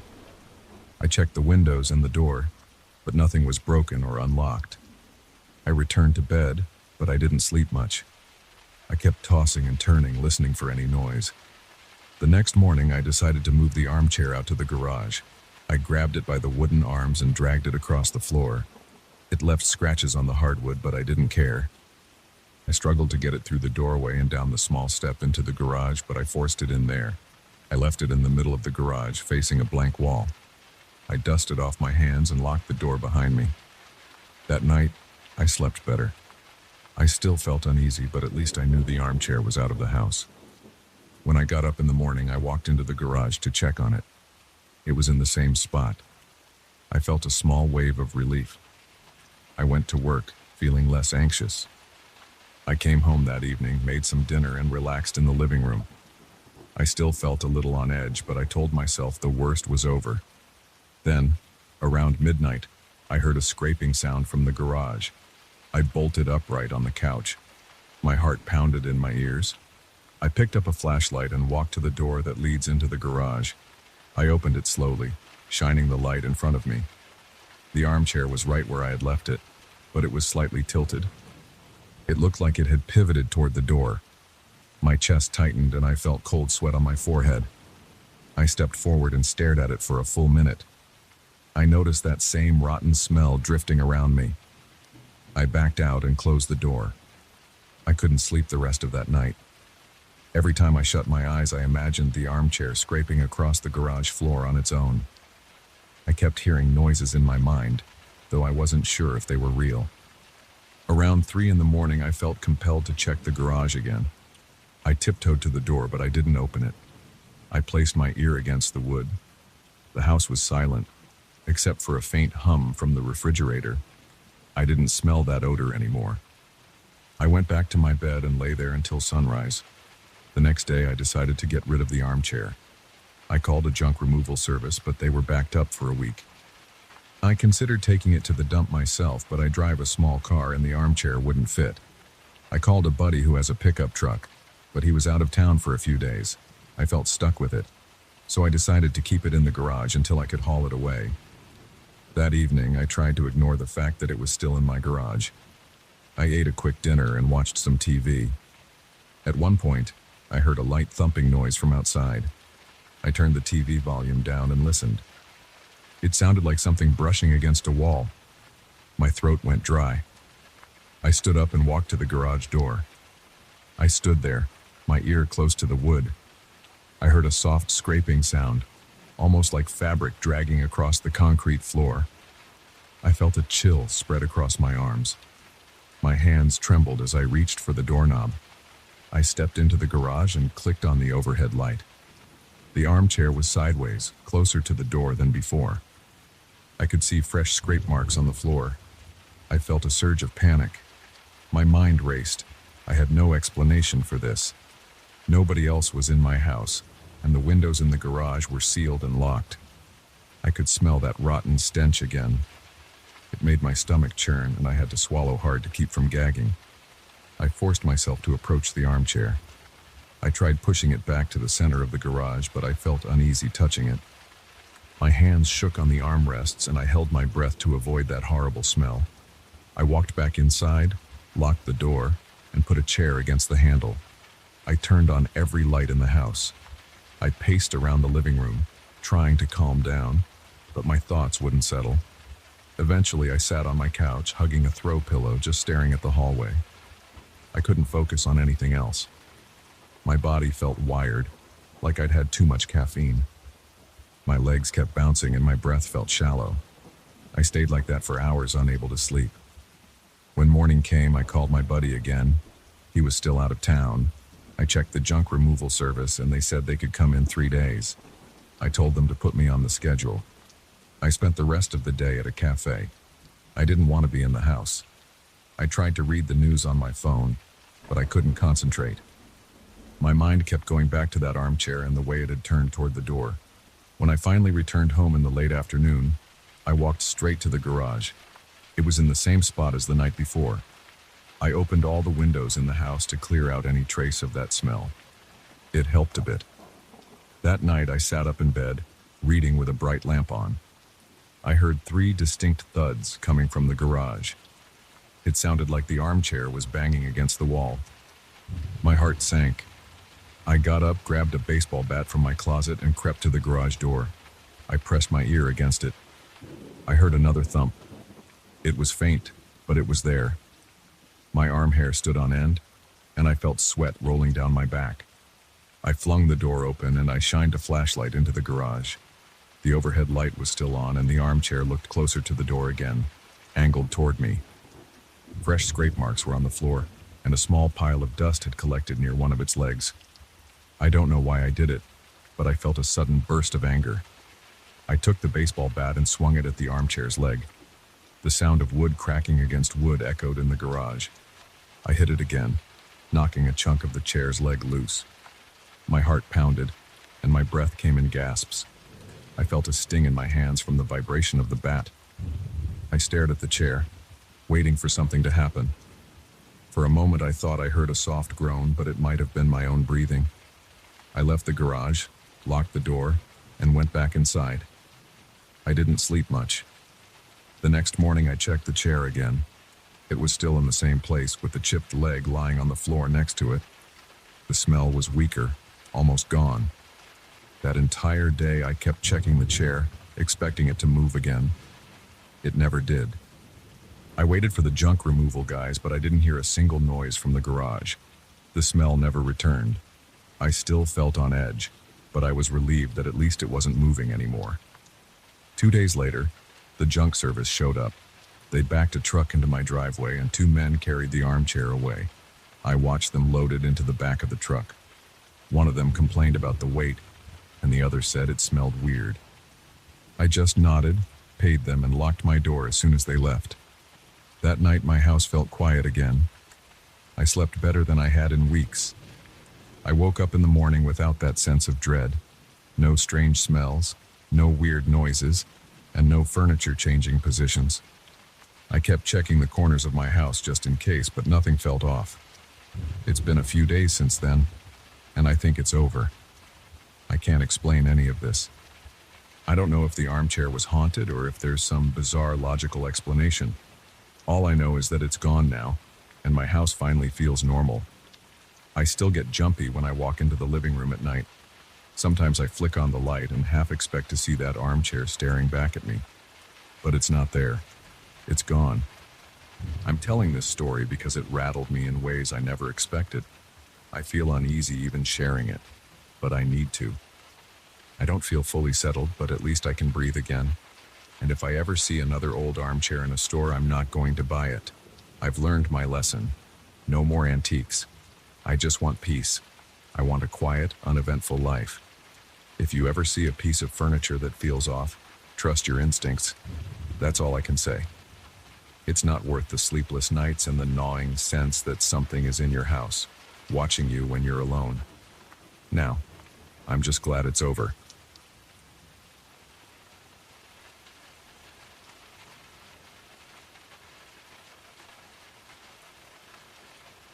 I found the diary on my doorstep on a rainy Tuesday morning. It was the first thing I saw when I opened my front door. It had a worn brown cover and no name on the front. The edges were frayed, and the pages inside looked old, but nothing about it seemed unusual at first glance. I picked it up because I assumed someone had dropped it there. I didn't think twice about it until I noticed my name was on the first page inside. Written in neat black pen, "This belongs to Mark Weller." That's my name. The handwriting wasn't mine. I took the diary inside. I sat down at my kitchen table. The rain was still coming down outside, so I could hear the drops tapping on the windows. My kitchen had that musty smell it gets when I leave the windows closed for too long. I poured myself a cup of coffee and flipped through the pages. A chill prickled the back of my neck when I saw the dates. The first entry was from yesterday. It described my entire day. It mentioned that I woke up at 7:45 a.m., that I stubbed my toe on the coffee table, and that I had cereal for breakfast even though I usually prefer toast. It even talked about how I spilled coffee on my shirt, and how I changed it right before leaving for work. All those things actually happened yesterday. The entry went into surprising detail, listing times and small details I had forgotten. It noted the color of my shirt, a dull green polo, the specific coffee I brewed, and it even mentioned the traffic I hit on my way to the office. My heart pounded. I thought maybe it was some bizarre prank. Maybe a friend of mine had followed me around. But nobody would go through that kind of effort. Also, the handwriting wasn't anyone's I recognized. I flipped to the next entry. That one was dated today. It said I would wake up at 7:50 a.m., but lie in bed for 5 more minutes and eventually get up at 7:55 a.m. That was exactly what had happened. The diary also described that I would find it on my doorstep and bring it inside. It even said I'd make coffee and read about my day. That made my hands sweat. It said after that I'd see a stranger knock on my door, someone I'd never met, who'd be looking for directions to a local bookstore. Then it described how I'd send him 2 blocks down, then left at a stop sign. It said I would feel confused and uneasy. I set the diary down. My throat felt dry. I stood up, walked to my sink, and drank a glass of water. I stared at the diary for a few minutes, unsure if I should open it again. My mind was racing. I didn't believe in anything supernatural, so I assumed there was some sort of trick behind it. I walked over to the door to check outside. There was nobody there, only the wet front step and some scattered leaves. I felt a small wave of relief. I figured maybe the diary entry about the stranger was just random nonsense. 10 minutes later, I heard a knock on the door. I froze. My stomach fluttered, and I felt my heartbeat in my ears. I walked quietly to the door and peered through the peephole. I saw a guy in a black jacket with a ball cap standing on my porch. He looked normal, maybe in his late 20s. He seemed anxious, or maybe just cold from the rain. I took a deep breath and opened the door. The man apologized for bothering me and asked if I knew how to get to a bookstore named Flynn's Books. I gave him directions. I told him to go 2 blocks down, then take a left at the stop sign. He thanked me, smiled, and walked away. I stood there in silence, feeling the hair on my arm stand up. I closed the door and locked it. I walked back to the kitchen. I picked up the diary, and my hands shook. I read the next line. It said I would close my door, lock it, and read the diary again in my kitchen. My vision blurred for a second, and I had to sit down because my legs felt weak. I glanced at the clock on my wall. It was 8:25 a.m. The diary had also mentioned that time. Everything was matching up, word for word. I flipped ahead to tomorrow's date. The diary had a paragraph describing how I'd go to a local diner for lunch instead of my usual sandwich at the office. It said I'd see a woman sitting alone at a booth by the window and that she'd wave me over. She'd introduce herself as Rachel, and she'd talk to me about a project she was working on. The diary said she'd mention my name before I even introduced myself. I felt the pit in my stomach tighten. I had no idea who Rachel was. The diary also mentioned that she'd have a small bandage on her left hand and that she'd be wearing a gray hoodie. I slammed the diary shut. My heart was pounding. I decided I couldn't stay home. I had to go to the office and pretend everything was normal. I drove through the drizzle and parked in my usual spot. My thoughts were spinning the entire time. I walked into the building and set the diary in my desk drawer. For the rest of the morning, I tried to focus on my tasks, but I kept glancing at my drawer. At one point, I stood up, walked to the bathroom, and splashed water on my face. I felt lightheaded. I looked at myself in the mirror. My eyes looked tired and my hair was a mess. I wondered if the diary had any new surprises for me if I flipped through more pages. Lunchtime arrived, and I remembered the entry. According to it, I'd go to a local diner. I usually bring my lunch, but I had left it at home in my fridge because I was so distracted by the diary incident. I had no food, so it made sense to go out to eat. I hesitated. My palms were damp. I could feel sweat on my neck. I grabbed my jacket and walked out. I told myself I'd pick a different place. I headed to a fast food joint, but I remembered I had a coupon for that diner. I felt pulled to the place, like it was the path of least resistance. My breathing was shallow. I got in my car and drove there. I pushed open the door to the diner. The smell of frying bacon and coffee hit me immediately. The place wasn't crowded. I spotted the woman right away because she was sitting alone near the window. She had a gray hoodie on. There was a small white bandage wrapped around her left hand. I felt a wave of unease. She looked up, met my eyes, and waved me over. I considered ignoring her, but curiosity got the better of me. I approached her booth and she said, "Mark, right?" My knees felt weak. I nodded and swallowed. She told me her name was Rachel. She said she had been waiting to talk to me about something she couldn't explain. She looked nervous, and her cheeks had a slight flush. I noticed she clutched a pen with her bandaged hand. Her voice trembled a bit. I couldn't think of anything to say. I just asked her how she knew my name. She said she found a note telling her to be at the diner at this exact time and date, to look for me, and to talk about the diary. I felt dizzy. I sat down. I rubbed my temples with my fingers. The diary had predicted all of this. Rachel asked me if I was experiencing strange events like seeing details about my life written in a small notebook. I admitted I had a diary and it was predicting my day with eerie accuracy. I told her about the stranger at my door, the directions, the exact times. She listened carefully, then pulled out a folded piece of paper from her hoodie pocket. On it were instructions. They described what she should say to me. They also told her I'd mention a diary with entries about future events. Her piece of paper was typed, not handwritten. She had no idea who typed it. She found it slipped under her door last night. She only noticed it when she stepped out in the morning. The instructions had her name on them, and they mentioned me by name. The page told her I would be wearing a blue button-down shirt and dark jeans, which was true. I felt short of breath. We compared notes. She asked me if I had more information. I said I'd show her the diary if she wanted proof, but it was back at my office. She said she had the afternoon free. She suggested we go check it out.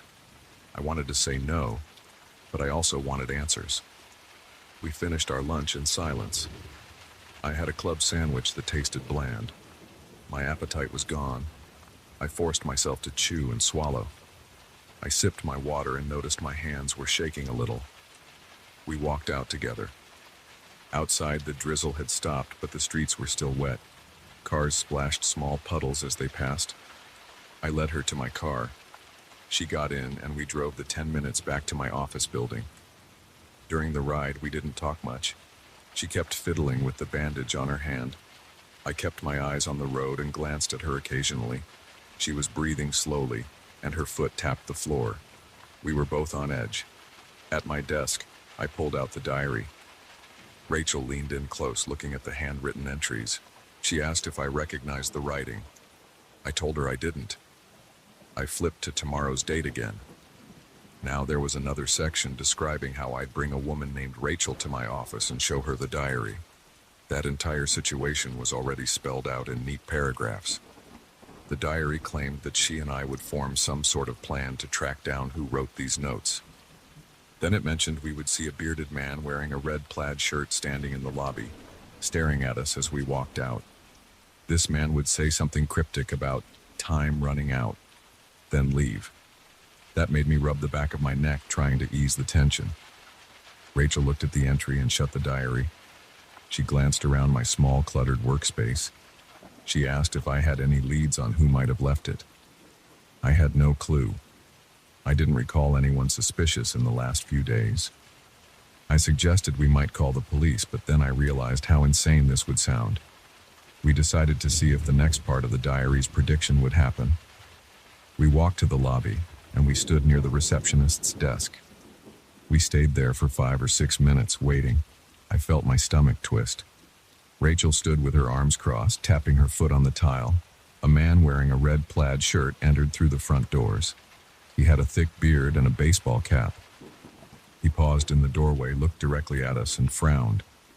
He murmured, "Time's running out." Then he walked back outside. My chest felt tight. Rachel's eyes went wide. She looked at me and shook her head like she didn't know what to say. I felt sweat trickle down my temples. My heart was thumping so loudly in my ears that I barely heard the phones ringing on the receptionist's desk. We stepped outside, hoping to catch the man, but he was gone. We walked around the block, looking for a guy in a red plaid shirt. We didn't see him. We didn't see any sign of him at all. The air felt chilly, and the clouds overhead looked darker. The damp smell of the sidewalk and the lingering drizzle clung to the atmosphere. We gave up after a few minutes and went back to my office. Rachel and I decided to meet again after work. She wanted me to read more of the diary to see if there were more details about tomorrow. We agreed to meet at my house around 7 p.m. She left me her number and I gave her mine. My afternoon dragged on. I was too distracted to focus on my tasks. I kept thinking about the man in plaid, the diary's notes, and Rachel's typed instructions. At 5 p.m., I rushed out. I drove home, checking my rearview mirror every few seconds. I didn't see anyone following me. I made it to my house, unlocked the door, and tossed my bag on the couch. My living room felt quiet and tense. I changed into a t-shirt and jeans, then sat at the kitchen table with the diary in front of me again. My leg bounced under the table while I read the next few entries.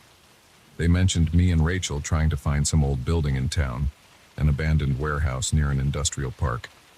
They talked about meeting a man who had the answers, but the lines were smudged, as if the ink had run. I couldn't make out everything. The pages felt strangely brittle, and I had to turn them gently. At 7 p.m., Rachel knocked on my door. She had changed into a dark jacket, and she still wore that bandage on her left hand. She sat down in my living room, and I showed her the new entries. She asked if I had ever visited that old industrial park. I shook my head. I said I wasn't sure what this was all about. She asked if I planned to follow these instructions. The idea of going to a deserted warehouse unsettled me. My palms felt clammy just thinking about it, but I also wanted to see if it would answer any questions. We agreed we'd drive there tomorrow. We were both curious. We figured we had no better lead. After that, I made a quick dinner. Rachel and I didn't talk much. We just ate sandwiches with bottled water. Neither of us had much appetite. She tapped her fingers on the table, and I paced around the living room. Eventually, she left. I locked my door and flipped through the diary again. The final entries I could see talked about more random strangers, more warnings, and more detailed predictions. They mentioned times, dates, and places I had never been. I felt my skin crawl as I read them. I set the diary down. My head hurt. I turned on my TV to drown out the silence. I heard the nightly news anchor's voice. I tried to focus on that instead of the knot in my stomach. The diary sat on the table like a silent question. My heart still felt restless. My mind kept replaying the stranger in the plaid shirt, his cold stare, and those words, "Time's running out." I shook my head. I couldn't relax. I went to bed around 11 p.m. I kept the diary on my nightstand, face down. I fell asleep with the lamp on. My body was tired, but my mind wouldn't stop racing. Whenever I closed my eyes, I imagined new lines appearing in that diary, describing every breath I took. A few hours later, I finally drifted off.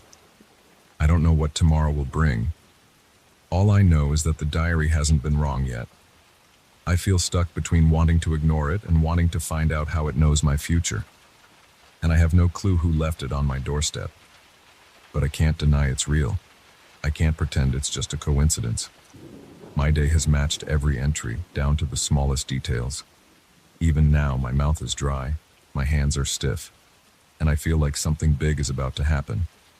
I can't turn back. I need answers, and I plan to go wherever these pages lead me.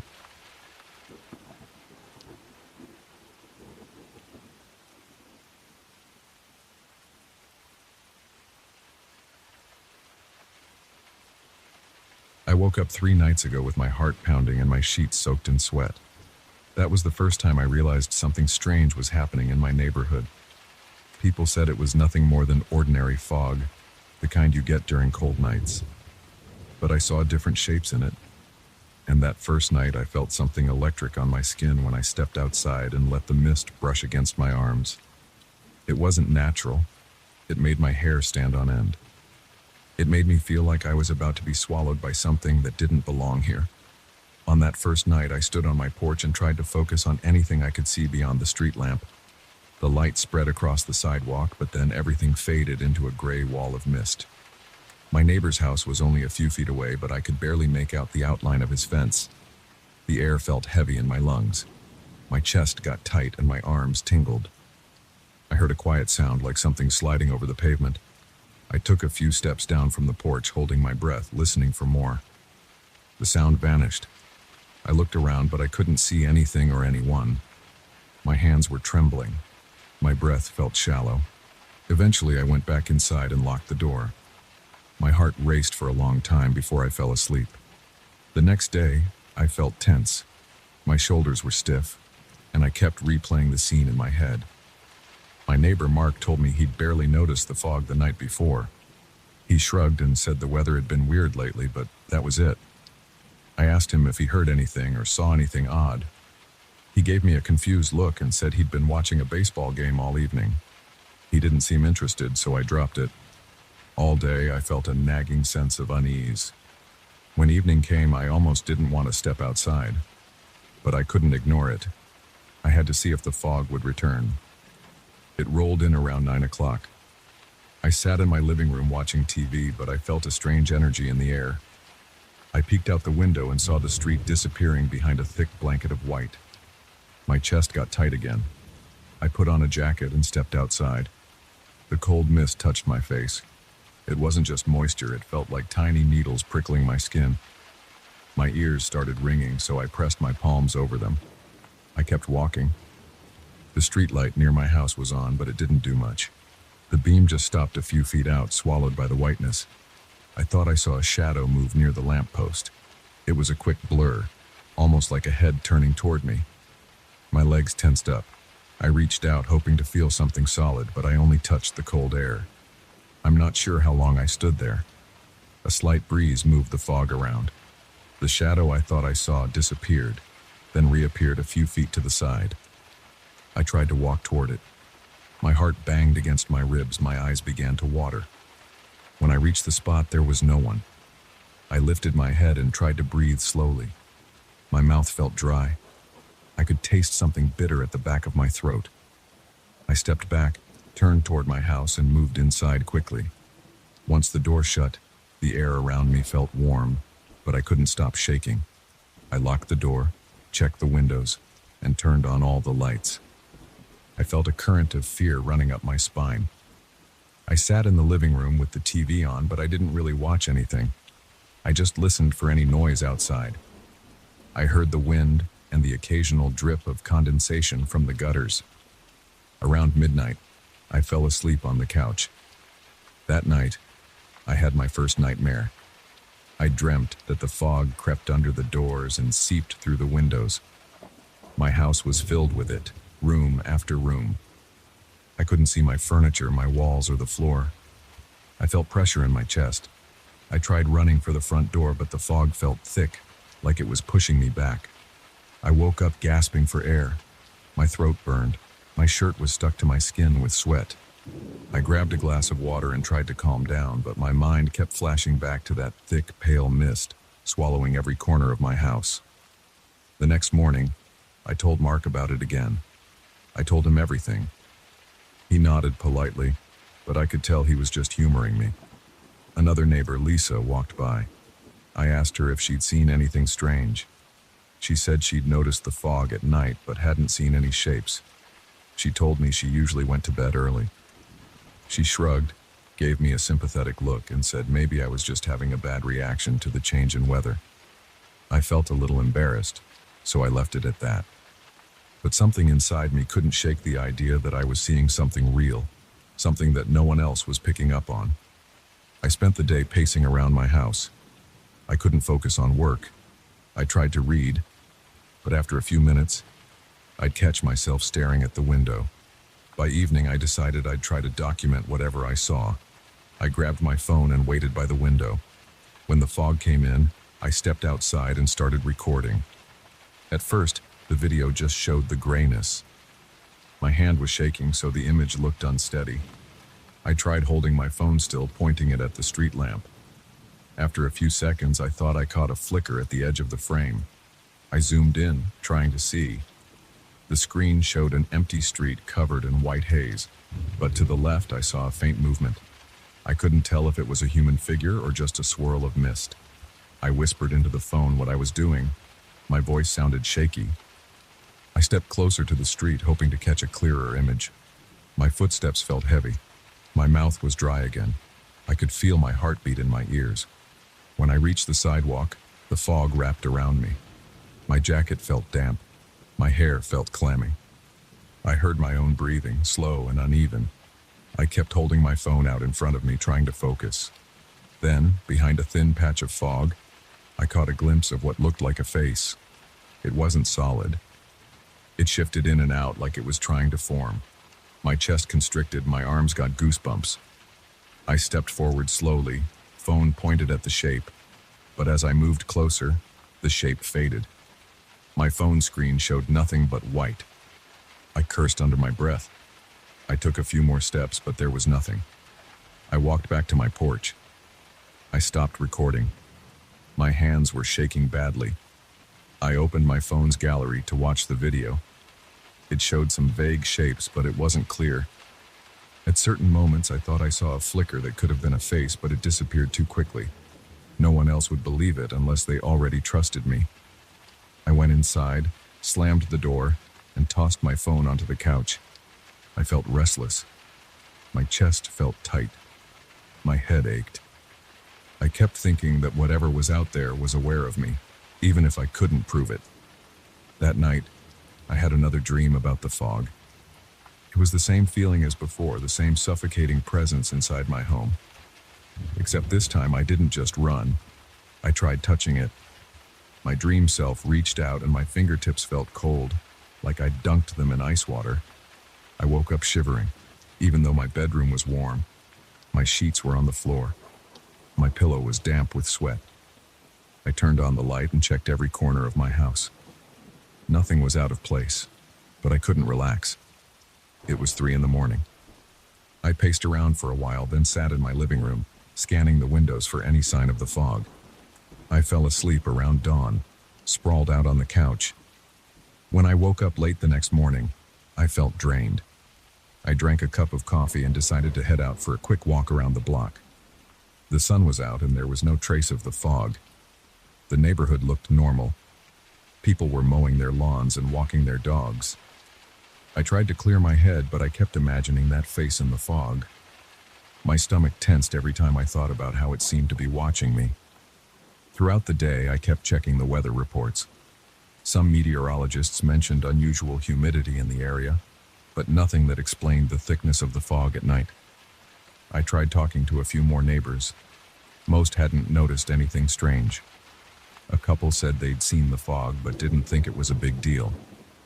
I realized I was on my own. That night I felt a surge of determination. I grabbed a flashlight and a thick jacket. I walked outside around 9. The fog was already rolling in, thicker than the night before. My flashlight beam cut through it, but not much. I started walking down the street, away from the street lamp where it was darker. My nerves were raw. My fingers felt numb. The air had a faint salty taste, which was odd for our area.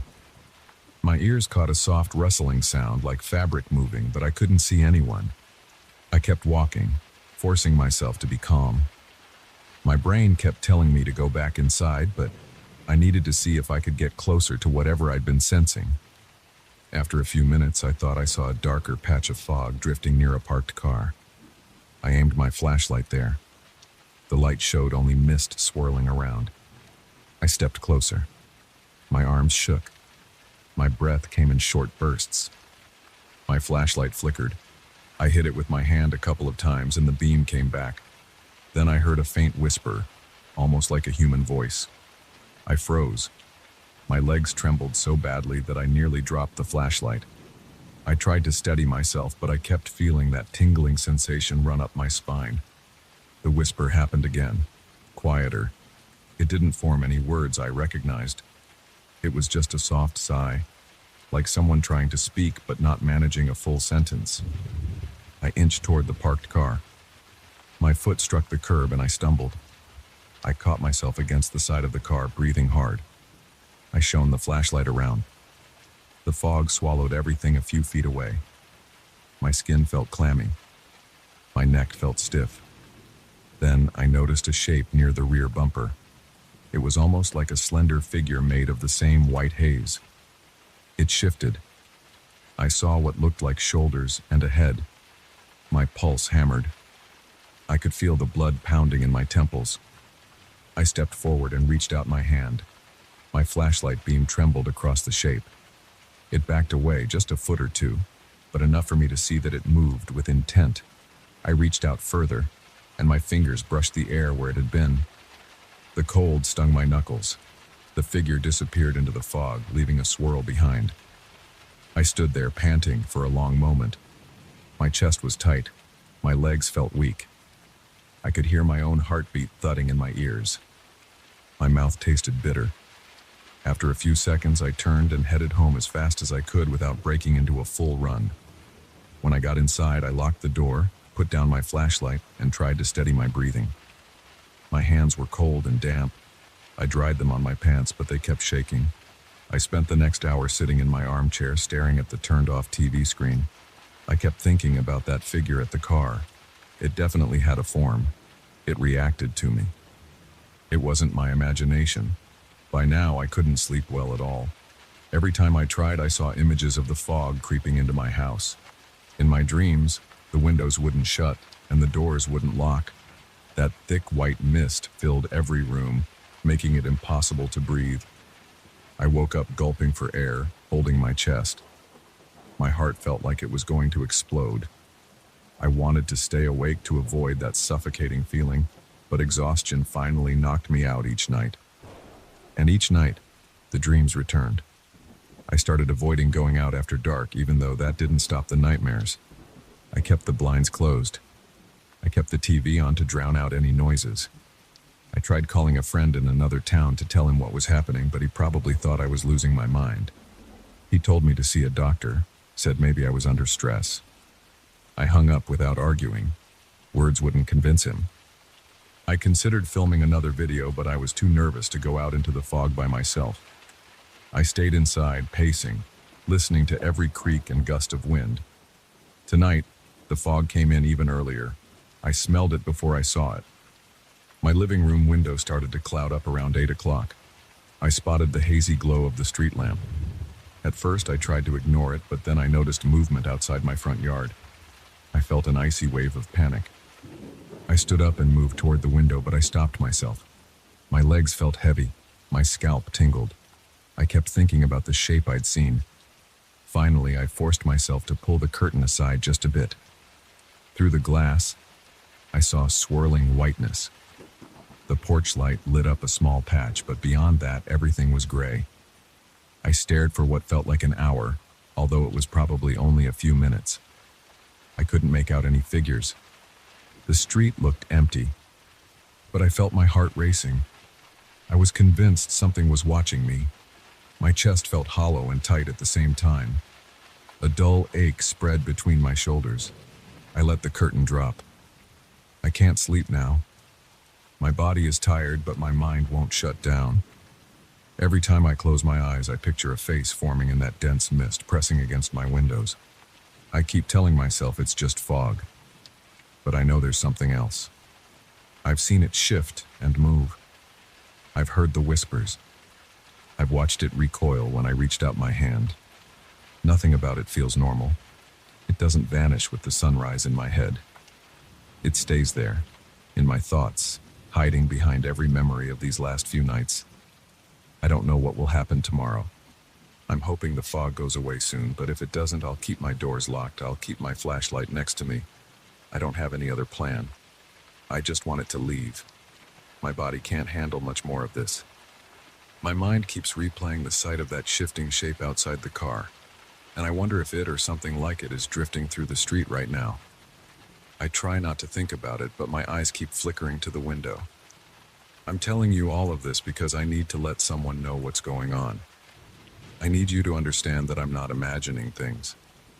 Every night the fog returns, and I see it shift and twist, forming brief shapes that vanish when I get close. I can't stop trembling when I see it. My pulse thunders in my ears, my mouth goes dry. This is real. I don't know if it's a spirit or some odd phenomenon, but it's out there, and it's getting bolder. I can't prove it to anyone. I just feel it every night, crawling around my neighborhood, wrapping around everything, settling on my porch and pressing against my windows. I hope it leaves soon. I hope I can get a full night of sleep without fighting for air in my dreams.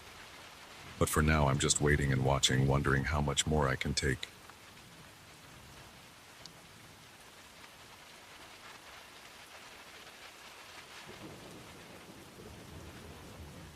I'm going to be honest right from the start. I don't have a clue what the thing in the subway window wants from me. I'm not crazy. I'm not under stress that I can't handle.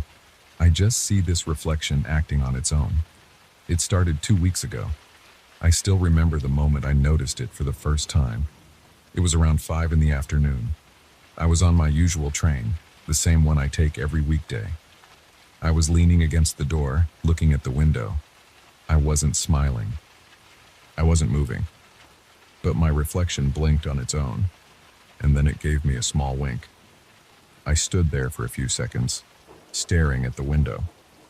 My heart was beating faster than normal. I remember my hands tightening around the pole next to me. Nobody else seemed to notice anything weird. A guy in a gray jacket was scrolling on his phone. A woman was reading something on a tablet. A group of teenagers was leaning against the seats, chatting. Everything around me was ordinary. But I saw that reflection wink, and I knew I didn't blink with it. The doors opened at my stop. I got off and tried to forget it. I thought maybe I was tired, or my eyes were playing tricks on me. I went home, warmed up some leftovers, and watched TV. I could still feel that strange sensation, though. It was like a knot in my stomach that wouldn't go away. I didn't sleep well that night. The next day, I followed my routine. I left my apartment at the same time. I walked to the station, took the usual escalator down, and got on the same train car. I stood at the door like I always do. Part of me wanted to avoid looking at my reflection, but my eyes drifted toward it. At first, everything looked normal. I saw my tired face, my messy hair, my shirt. Then my reflection moved its lips as if it wanted to say something. I didn't move my mouth at all. I took a step back. My pulse pounded in my ears. The next thing I noticed was that my reflection moved its lips again, but I didn't hear a voice. It was just an empty, silent motion. I tried to look away. I focused on the map above the seats, the bright overhead lights, the red advertisement for some fitness program. But my reflection stayed in the corner of my eye. It was leaning forward, close to the glass on its side, like it was staring at me with interest. When the train stopped, I rushed off as soon as the doors opened. I had sweaty hands and my legs felt shaky. I couldn't focus on work that day. My boss asked me if I felt sick. I told him I was fine. I drank some water, took a few deep breaths, and tried to move on. But all day, I felt uneasy. It was like something was watching me even when I was sitting at my desk. That evening, I had to take the train home. I almost considered a cab, but I didn't want to waste money. I told myself it was just my imagination. I got on the train, sat in a seat this time, and avoided the windows. The ride felt longer than usual, but I made it home without seeing anything strange. I let out a sigh of relief when the doors opened at my stop. I went home, ate some quick dinner, and turned in early. But the next day, I couldn't avoid the window. The car was packed. I stood against the door by necessity. The crowd was squeezed in, and I ended up right in front of the glass. I tried to keep my gaze straight ahead, but I couldn't help glancing at it. My reflection was there, doing the same stance as me. But it had this slight grin. My face was blank. My lips were pressed together because I was holding back a wave of fear. The reflection's mouth was curled up in a small, twisted smile. I clenched my jaw and stared at that reflection. It just kept smiling at me. I was breathing faster than normal. My chest felt tight. My forehead was damp with sweat. I tried to calm myself, but it was hard to ignore that face staring back. We pulled into my stop. Before the doors opened, I saw the reflection raise a hand like it was waving goodbye. I didn't raise my hand at all. Once I was on the platform, I looked around to see if anybody else seemed disturbed. Nobody cared. People were rushing to get to work or they were checking their phones. I felt alone and confused. I rode the escalator up, feeling like my mind was stuck on that grin. Over the next few days, I tried everything to avoid looking at the subway windows. I sometimes kept my eyes shut. Sometimes I stared at the floor. I changed cars a few times, hoping that maybe a different position would help. But my reflection always found a way to bother me. Sometimes I caught it from the corner of my eye, leaning its head to the side like it was curious. Other times, it mouthed silent words, still with no sound. One day, it knocked on the glass from the other side. I heard a faint tapping noise, but I couldn't be sure if it was real or in my head. All I know is that its knuckles seemed to strike the glass, and I felt my ears warm up with panic. I developed a constant tension in my shoulders. I'd lie in bed at night, rolling my shoulders, trying to relax, but I couldn't. I couldn't stop thinking about that reflection. It felt like a person. It felt like a separate being that was stuck in the glass. Whenever I walked past mirrors or shop windows, I avoided them. I didn't want to see if it followed me outside of the train. Part of me worried that it might. I still went to work because I have bills to pay. I have a boss who expects me to show up. I can't tell him I'm seeing my reflection move on its own. He'd send me to a company therapist or something. I kept quiet. I tried to maintain my regular schedule, but every train ride turned into a nightmare. Some days I felt the reflection was calmer, just standing there, blinking at me. Other days it would shift its mouth or tap the window or run a hand through its hair in a way I wasn't doing. One morning, I accidentally locked eyes with it. I was reading an email on my phone. I looked up and my reflection was staring directly at me. It smiled again. Then it pointed at me just for a second, like it was singling me out. It gave a quick nod like it wanted me to notice that we weren't synchronized. My chest got tight. I thought I was going to have a panic attack right there. My breath felt shallow. I held the pole with a trembling hand. I looked away as soon as I could. A woman next to me glanced at me with concern. I just pretended I was feeling a bit sick. She turned back to her phone after a moment. That evening when I got on the train, I spotted my reflection in the window across from me. I saw myself between other passengers, but my reflection was looking directly at me, tilting its head to the left. I had my head straight, so it was obvious we weren't mirroring each other. I felt my stomach twist. I tried to shift positions, placing myself behind a taller guy, but I could still see my reflection peeking around him, leaning sideways, as though it was searching for my face. I saw its eyes look toward me, and I felt my body break out in chills. One day I managed to get a seat. I sat there with my backpack on my lap. I stared at the floor most of the time. But the train has reflective surfaces everywhere, not just the windows. Sometimes the doors have that faint reflection if the light hits them right. Sometimes the polished metal near the seats shows a distorted version of your face. I tried not to look, but I kept catching glimpses of it. The reflection's eyes were always on me. It was creeping me out more each day. My sleep got worse. I kept having nightmares about being stuck inside a glass wall. I'd wake up sweating, my heart pounding. I felt like my apartment was the only place where I could relax a little, but that feeling never lasted. Every morning, I'd have to get back on the train. Every evening, I'd have to come home. There was no escape from those windows. I started thinking about skipping the train altogether. Maybe I could ride a bus instead, or walk part of the way. But my commute would take an extra hour or more if I did that. I don't have a car, so that's not an option. I tried taking a different train line, but eventually I had to switch back to my usual route to get where I needed to go. And there it was again, waiting for me in the window.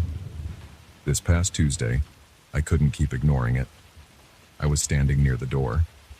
The train was crowded. A few stops in, the passengers shifted, and I ended up with a clear view of my reflection. I looked at it before I could stop myself. It was smiling at me, wide and unnatural. I stared back, feeling my breathing pick up. Then it brought its hand up, pressed the palm against the glass, and gave me a slow, deliberate wave. I could hear my own pulse. My ears felt hot. I tried not to blink. I tried to stay calm. Then it tapped the glass 3 times, slow and steady. I heard a faint clicking sound, like fingernails tapping on a window. I felt a bead of sweat roll down the side of my face. I swallowed hard. My mouth was dry. I glanced around, but nobody seemed to notice anything. I looked back at the reflection. It was still smiling, but it didn't tap again. It just kept its face close to the glass, its eyes locked on mine. When my stop came, I shoved my way through the crowd. I stepped out onto the platform and felt my legs wobble. I walked toward the stairs, trying to regulate my breathing. I felt a strong urge to look back at the train, but I was afraid of what I might see. I just kept walking. When I got to the street level, I had to sit down on a bench for a moment. I wiped the sweat from my forehead. My hands were shaking. My heart was pounding so hard it almost hurt. I reached work late. My boss pulled me into his office and asked if everything was okay. I told him I was feeling sick. He said I should see a doctor. I nodded, but I didn't plan on talking to a doctor about this. I don't know how to explain that my own reflection is doing these weird things. I don't want to get labeled as unstable. I just want this to stop. That night, I got home and threw my bag on the couch. I paced around my living room. I poured myself a glass of water and drank it in 3 large gulps. I could feel my muscles tense. I turned off all the lights and just stood there, trying to breathe in and out slowly. It was quiet, but I felt like the windows of my apartment might betray me if I looked. I eventually sat down, flipped on the TV, and tried to distract myself with a dumb show.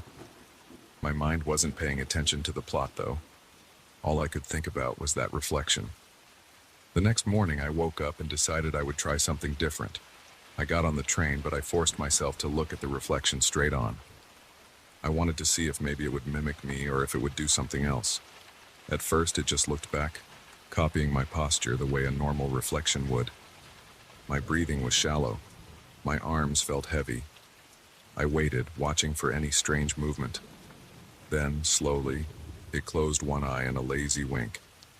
I didn't move my eye at all. It pulled up the corner of its mouth in that familiar smirk. My stomach flipped. I felt that knot in my gut again. I couldn't keep staring.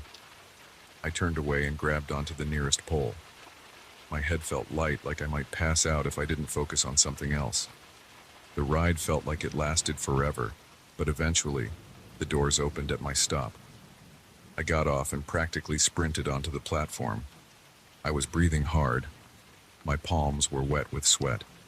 I wiped them on my pants and tried to calm down. Now it's been 2 weeks of this. I still see the reflection. It still moves on its own. Sometimes it does small gestures like a nod or a wink. Other times it taps the glass or it smiles in that unsettling way. I don't know what it wants. I don't know why I'm the one seeing it. I've been avoiding the windows, but it doesn't help.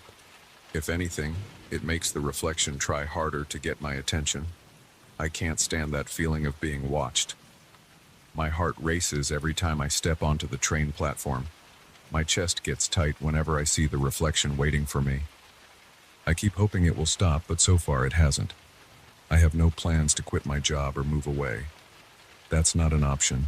I need to get to work. I need to pay rent. I'm stuck taking the train. I'm stuck with that reflection. So every day I brace myself for whatever it's going to do. I try to keep my eyes down, but it's always there in my peripheral vision.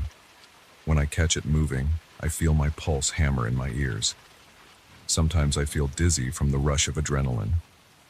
I'm telling you this because I don't know what else to do.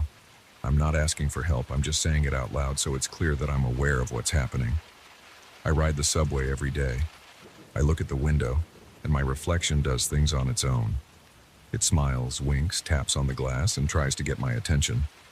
I don't know why, and I can't make it stop. Maybe I'll keep ignoring it. Maybe it will go away. But for now, I'm just a guy taking the train to work, trying not to look into the glass because my own face isn't following my movements. I see it smile when I'm feeling drained. I see it wave when my hands are in my pockets. I hear it tap when I'm completely still. I don't know how to fight a reflection. I don't even know if it's real.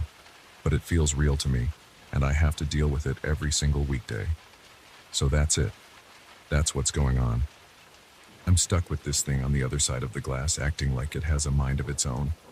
I don't know how it ends. I don't know if it ever ends. I just know that tomorrow morning I'll be on that train again, avoiding my reflection, hoping it'll finally stay still. And if it doesn't, I'll have to face it anyway because there's nowhere else to go.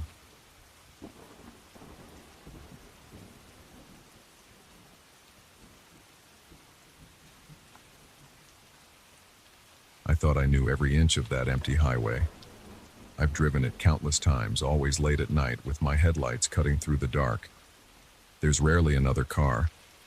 Sometimes I see a few stray cats or a raccoon in the bushes, but that's about it. So when I noticed a faint glow at the edge of my vision one night, I slowed down. At first I thought it was an abandoned gas station with a broken light, but as I got closer, I realized it was a phone booth. It stood about 50 feet off the road in a small patch of gravel, lit by a trembling bulb inside. I hadn't seen it before. It looked old, the glass panels stained and chipped. I felt drawn to it, even though it didn't make any sense for it to be there. I stopped my car. The engine purred for a few seconds before I turned it off. The night around me was silent except for the low rustle of wind passing through the trees. I remember gripping the steering wheel and hesitating. Something about the booth made me uneasy, but I also felt a strange pull. The light inside was weak, flickering on and off. It lit the glass walls enough for me to see a phone hanging from a cradle. I got out of the car and felt gravel crunch under my feet. The air was cold and smelled like wet leaves. I walked closer, my heart pounding a bit too hard. I was thinking it could be some leftover from a time when this road saw more traffic. Maybe it was a novelty thing. Then I heard the phone ring. That piercing, shrill sound cut right through the stillness. It made me freeze. My spine felt tight and my mouth went dry. I glanced around, wondering if this was a prank. There were no other cars, no houses in sight, no flicker of movement behind the trees. The phone kept ringing. It sounded insistent, like it wouldn't stop until I answered. I stepped forward. The closer I got, the more I noticed how battered the booth was. The glass was scratched. The metal frame had rust spots. The door was half stuck, so I had to tug it hard to open it. The ringing pounded in my ears. My chest felt tight. I picked up the receiver. The line crackled with static, and a distant hum came through. Then I heard a voice. It was metallic, distorted, almost electronic. I couldn't make out the words clearly, but it sounded angry. It was like someone scolding me, but I couldn't understand the exact phrases. My palms started sweating.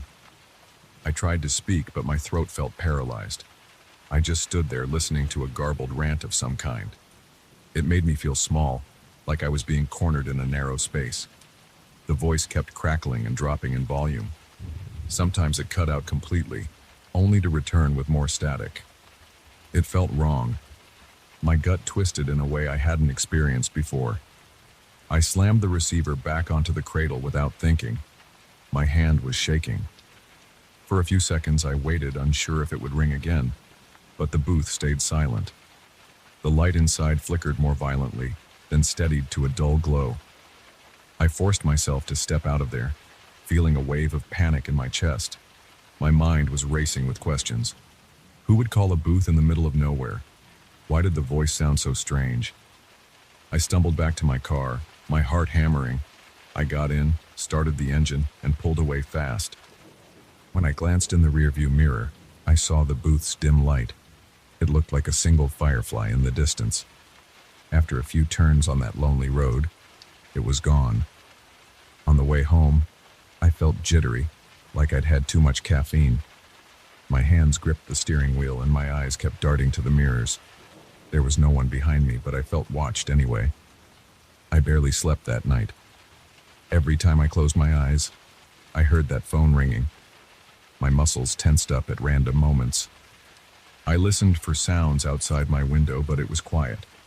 By morning, I convinced myself that I'd run into some bizarre phone line glitch, or maybe some radio interference. Yet the memory of that voice stayed with me. The next day, I had to drive the same road again. I was a little hesitant, but also curious. I wanted to see that booth in the daylight, maybe take a closer look at any signage or labels on it. So, I took the same route at the same spot, but I saw nothing. There was no phone booth. The side of the road had the same gravel patch, but it was empty. The grass there looked undisturbed. There wasn't even a light pole or anything else that would mark the spot. I slowed down, pulled over, and checked for signs that there used to be something there. The ground was flat with a few small rocks scattered around. No footprints, no pieces of glass or metal. It was as if the booth had never existed. That realization sent a chill through me. I walked around for about 10 minutes, kicking stones, searching for any clue. All I found were dried leaves and dirt. My stomach tightened with confusion.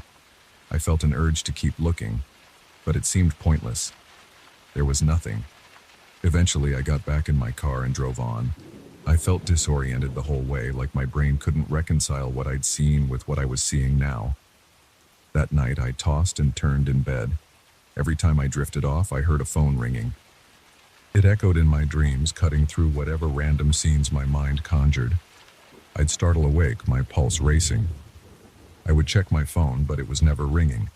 It happened again and again, until I got up, drank some water, and stared at the ceiling for a while. My head ached from lack of sleep. Over the next few days, I found myself driving back to that spot more than once. Part of me wanted to avoid it, but another part needed answers. Each time I saw the same empty patch of gravel, no signs of a phone booth, no flickering light. On one trip, I got out of my car and walked around the trees. I checked behind them, thinking maybe I got disoriented that night. There was nothing there except branches and old tree trunks. The booth was gone. I felt unsettled, like my memory was playing tricks on me. The phone still rang in my dreams, every single night. It sounded even louder, always the same tone, the same pitch. It would ring 3 or 4 times, then my dream self would pick it up. I never understood the voice in the dreams. It was always blurred and staticky. I'd wake up sweating. My heart would be thudding in my chest. I'd lie there, listening to the silence of my bedroom, wondering if I was losing my grip on reality. One afternoon, I decided to talk to an old coworker of mine who used to live near that area. I asked if he ever recalled a phone booth on that stretch of road. He shook his head and said no. He told me there used to be a small diner near the exit about a mile away, but that closed decades ago. As far as he knew, there was never a public phone booth in that particular spot. I felt foolish bringing it up, so I changed the subject. Still, I couldn't shake the feeling that I'd stumbled on something that didn't belong. I tried ignoring the phone ring in my dreams. I avoided driving that road whenever possible, taking a longer route to get where I needed to go. But that sound followed me into my sleep every time. My shoulders started to tense up all day long. I felt the muscles in my neck stiffen. I snapped at people for no reason. I was on edge, constantly tired, and my patience was shot. Every night the phone rang in my head. Every morning I woke up feeling drained. After a couple of weeks, I decided to stop avoiding that highway. I wanted to confront the situation head on. Maybe I'd see something I missed. Maybe the booth would show up again. I left my house late in the evening and drove down that same route, scanning the roadside carefully. The night was clear, with no moon. My headlights cut through a darkness that felt thicker than usual. I drove slowly, around 30 miles per hour, checking every inch. I saw the gravel patch, but it was empty. Just a few rocks, some weeds, and the faint outline of a dirt path leading into the trees. I parked and got out. This time I brought a flashlight. I shined it around, letting the beam reveal the ground and the tree trunks. I even checked the bark, looking for signs of vandalism or something that could have explained a power source for a light. There was nothing. A slight wind ruffled my jacket. The leaves on the ground made a light rustling sound. I felt my breath catch, half expecting to hear a ring. But there was only silence. I stood there for maybe 10 minutes, rotating in place, waiting for a flicker or a sound. My heart was beating hard enough that I felt a pulse in my temples. The night air felt heavy. Finally, I got back in my car and sat there with the engine off, windows up. I tried to calm myself. No phone booth, no explanation, just that lonely road and my own frayed nerves. On the drive back, the ringing was in my head again. Even though I couldn't hear it with my ears, I sensed it in the back of my mind, like a faint echo that wouldn't go away. By the time I got home, I felt dizzy. I went inside, locked the door, and stood by the window. My hands were trembling. My forehead was damp. I couldn't get rid of that uncomfortable sensation in my chest, like I was about to be scolded again by that distorted voice. Over the next few days, I tried to focus on work and my regular routines. I filled my schedule with errands and phone calls that actually made sense. But every time I dialed a real number, I felt a surge of unease. The dial tone reminded me of that night. The beep of a voicemail reminded me of static. I couldn't escape it no matter how hard I tried. Sleeping became a chore. I'd lie in bed, waiting for the phone to ring in my dream. Sometimes I drifted off for only an hour or two before the nightmare hit me. The phone would ring in the darkness, and when I answered, I heard that metallic voice. I always tried to make out the words, but it felt like listening through thick layers of interference. My heart would race and I'd wake up in a cold sweat. I started leaving a glass of water on my nightstand, along with some painkillers for the headaches I got in the mornings. One night, around 3 weeks after it happened, I dreamed that I was back at the booth. I saw it clearly in my sleep, with the flickering bulb and the scratched glass. I heard the ring and picked up the phone. I listened to the static, waiting for the voice. My dream self tried to speak, but no words came out. Then the booth vanished around me, and I woke up gasping for air. It felt so real that I checked my hands to see if they were dirty from rust or glass shards. They were clean, but shaking. My chest felt tight, like I couldn't get a full breath. The next morning, I decided to push that memory aside and focus on living my life, even if the phone kept haunting my sleep. I avoided that road for a while. I took the long way around the county. It cost me extra in gas, but it gave me some peace of mind. The phone booth never appeared anywhere else. The calls in my dreams didn't stop, but they became less frequent. Maybe I was learning to ignore them, or maybe I was just getting used to them. It's been a few months now I haven't seen that booth again. I drive that road sometimes during the day and everything looks normal. No strange lights, no ring in the distance. But at night, especially if I pass that gravel patch after the sun goes down, I feel my skin crawl. I grip the wheel tighter. I keep checking my mirrors. I can't help remembering that old glass box, the sound of static, and the way the voice made my entire body tense with fear. I still dream about it. Not every night, but often enough that I know it's not going away. The ring blasts through my sleep, and I wake up feeling unsettled. I can't figure out what the voice said or why it felt like it was directed at me. I tried recording my dreams in a notebook, scribbling down any fragments of words I thought I heard, but it never came together in a coherent sentence. It's always just bits of sound, like kuksh and tik you. None of it makes sense. I don't have a neat explanation. I don't know why I saw the booth that night or why it disappeared. I can't prove it existed. Sometimes I wonder if I hallucinated the whole thing, but I remember the crunch of the gravel under my feet, the smell of rust, the flicker of the light, and the feeling of cold metal when I grabbed the handle. It felt real, and the ringing sounded real. That's all I've got. I haven't shared it with many people because it makes me sound unhinged. But it happened. I can't sleep right anymore, and I can't forget that metallic voice. Every time I pass that lonely stretch of road, I half expect the booth to be there again, waiting for me to pick up the phone. I keep driving. I keep looking in my rearview mirror.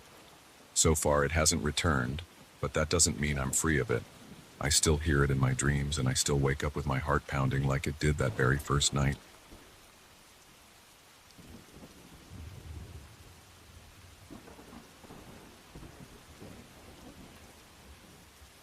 I got the call about 2 weeks ago.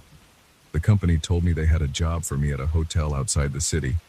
They said it was mostly empty and needed a quick inspection for some wiring issues and general security checks at night. That's all I heard before I packed up and drove out. I didn't expect much. I figured it would be quiet. I didn't think I'd be there alone. But that's what happened. The owners said they couldn't stay around while the work got done, so I ended up being the only person on site. On the first day, nothing seemed too strange. The place was old. The corridors looked a little outdated. The walls had some peeling wallpaper, and the carpet felt worn. I walked around, checked the lights, made sure the doors locked, and noted any loose wiring. It was all routine. There were a few guest rooms on the second floor, but I didn't see anyone inside them. Each room looked basically the same. 2 beds, a small dresser, and an old TV on a stand. Everything felt unused, like nobody had bothered to dust or vacuum in a while. At dusk, I walked outside to see where the hotel was situated. The building sat near a cluster of trees on one side and an overgrown parking lot on the other. There was a single road leading in, mostly gravel. It looked like it hadn't been maintained for years. I wondered why this place was still open at all. The sign out front was cracked and half the letters didn't light up. I tried not to overthink it and just did my job. When I came back inside, I decided to set up a small office in the lobby. There was a desk with an old chair that creaked whenever I leaned back. The fluorescent lights above flickered from time to time. I had my laptop there to log my findings. Around midnight, I usually made rounds. I'd check the back exits, the elevator, the staircases, and the long hallways on every floor. Nothing unusual on the first 2 nights, just squeaky doors and musty air. On the third night, though, I noticed a corridor I hadn't seen before. It was on the west side, near some storage closets. The door to that corridor looked like any other. It was wooden and had a plain knob. I only found it because I was trying to see if any of the storage rooms had extra cleaning supplies I might need. The corridor stretched out with mirrors on both walls. At first I stopped, a bit surprised that a hallway with so many mirrors even existed in this place. The hotel was already old and kind of neglected. Why would they bother with large mirrors on both sides of a corridor? I walked down it slowly, shining my flashlight on the floor. The overhead lighting was so weak that I could barely see my own reflection. The mirrors looked cloudy and dusty. Still, I saw enough to notice my shape move along with me. When I reached the end, there was a single locked door. I tried to open it, but the handle wouldn't budge. I didn't have a key, and it didn't match any of the ones on my ring. I felt uneasy, so I turned around. But as I headed back, I had this weird feeling that something was off with the reflections. At one point, I stopped moving to scratch my arm, and I caught a flicker of motion in the mirror across from me. But my reflection was still. I swear I wasn't moving, but I saw something shift inside that glass. It was quick, almost like a twitch. Then it went still. I told myself I was just tired. I moved closer and wiped some of the dust with my sleeve. The mirror was too dirty to give me a clear look. I headed out of that corridor feeling unsettled. I tried to shake it off. I went back to the lobby, wrote my notes, and called it a night after another hour of walking around. The next day I asked the owner by phone if there was a corridor with mirrors that I should be aware of.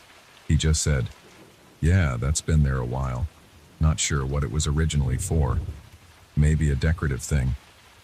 He didn't sound interested. He told me to make sure the wiring was fine and to keep an eye out for any major damage. That night around 1 in the morning, I did another round. I checked the doors, the main hallway, the small lounge area, and then I headed back to the west side. The same corridor waited for me.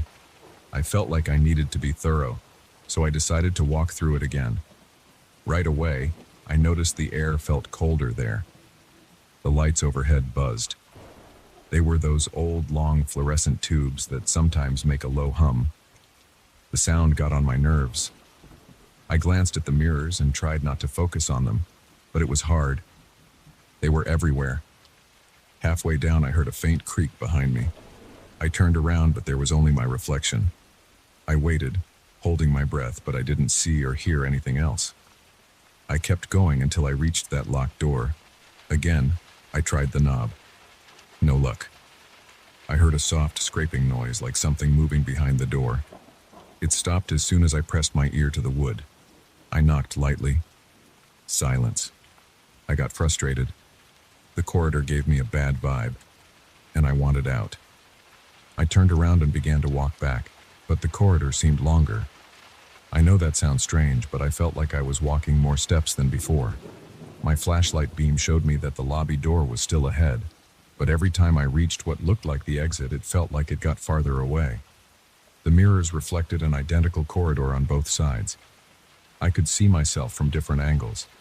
Sometimes the reflections lined up with me, and sometimes they didn't. I started panicking. My chest tightened, and I could feel sweat forming on my forehead. I tried to calm down by counting my steps and keeping my eyes on the actual path. Then I noticed that some of the mirrors didn't show the same wallpaper. A few reflections showed walls with deep cracks, like the entire corridor was old and crumbling. The floors in those reflections looked scuffed and dirty, worse than what was actually under my feet. One mirror even showed a flickering bulb that didn't match the actual light above me. I moved closer to one mirror and looked at the reflection in detail. It showed me an image of a door that wasn't where the real corridor's door stood. This reflection showed a battered wooden frame with chipped paint. The walls around it were stained and split. I didn't see that in the real corridor. I glanced to my left, but the real wall was still intact, with a dull beige color and a minor scratch here and there. But that was it. When I looked back at the mirror, the cracks were still there, as if I was looking into a decaying version of the hotel. My heartbeat was speeding up. I felt my breathing get heavier. My throat went dry. I forced myself to move, hoping to get out of there as soon as possible.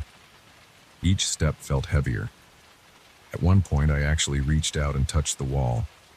It was solid and cold with no cracks. I pressed my hand against it just to be sure. But in the mirror, my hand looked like it was resting on a huge crack in the wall. I kept walking, ignoring the urge to look at more mirrors. The corridor felt endless. The overhead lights buzzed louder in my ears. My footsteps echoed. I looked behind me and saw that locked door was still there, far away. Yet somehow it felt closer than the exit. I had to keep my focus on moving forward. A few minutes later, I reached what I thought was the exit. I lunged for the door handle, but when I pulled it open, I saw a continuation of the corridor. Another set of mirrors on both sides. My flashlight flickered.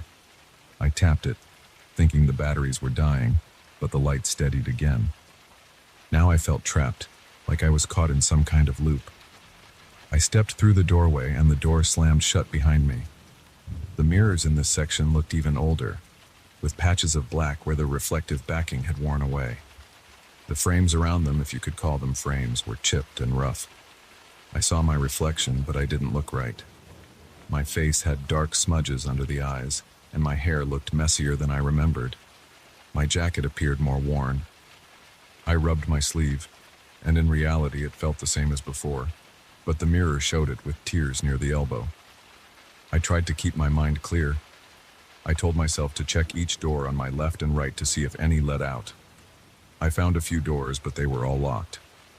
I jiggled each handle I tried to push, but none of them gave way. I noticed one door had a small plaque that was half broken. It read, "Store," with the rest of the word missing. I knocked, but heard nothing. I kept going. Eventually, I stopped to catch my breath. The corridor was silent, except for my own panting and the hum of the lights. I turned around, shining my flashlight behind me. The distance looked the same in both directions now. It was as if I was in the middle of two identical ends. The mirrors reflected each other in an endless row. I started to feel lightheaded, so I leaned against the wall. I thought about busting a mirror to see if I could crawl through to the other side. But I didn't have anything heavy on me, and I didn't want to smash a mirror with my bare hands. Still, the idea kept circling in my head. If I stayed here, I'd go insane. My watch told me it was almost 2 in the morning.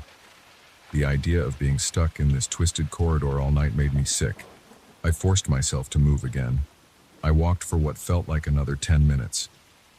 The corridor turned a corner at one point, which didn't make sense because this hotel wasn't large enough for so many hallways. I followed it anyway, shining my flashlight around each bend. More mirrors, more cracked reflections. My stomach was clenched and my hands were trembling. I had to wipe sweat from my forehead. The tension in my chest felt like it was building with each step. Then I saw something in one of the mirrors. It wasn't just a distortion, it was a room. A guest room with a bed and a small nightstand. The walls had holes and large splits, and the carpet was torn in multiple places. The bedspread was shredded. I inched closer. My reflection was there. But behind me in the glass, I saw this ruined room. It looked like it belonged to the same hotel, but in some rotted state. I spun around, but there was no door leading to a room. Just another mirror on the opposite wall. I tapped the mirror with my flashlight. It felt solid. The reflection didn't waver, but the room behind me did. I could see movement behind the bed like a flicker of shadow. My throat tightened. I took a step back, then another. The movement stopped. I kept walking, ignoring the reflection of that room. My legs started to ache. I couldn't tell if I'd been walking for half an hour or longer. The overhead lights never changed their dull glow. The path never branched off again. It just kept going straight, except for that one corner. I tried to remember each step, but my mind was getting jumbled. Finally, I reached another door. This time it was slightly open. A dim light flickered inside. I peeked in. hoping it led to the lobby or someplace I recognized. Instead, it was a small utility room with a single dusty bulb hanging from the ceiling. The floor was concrete.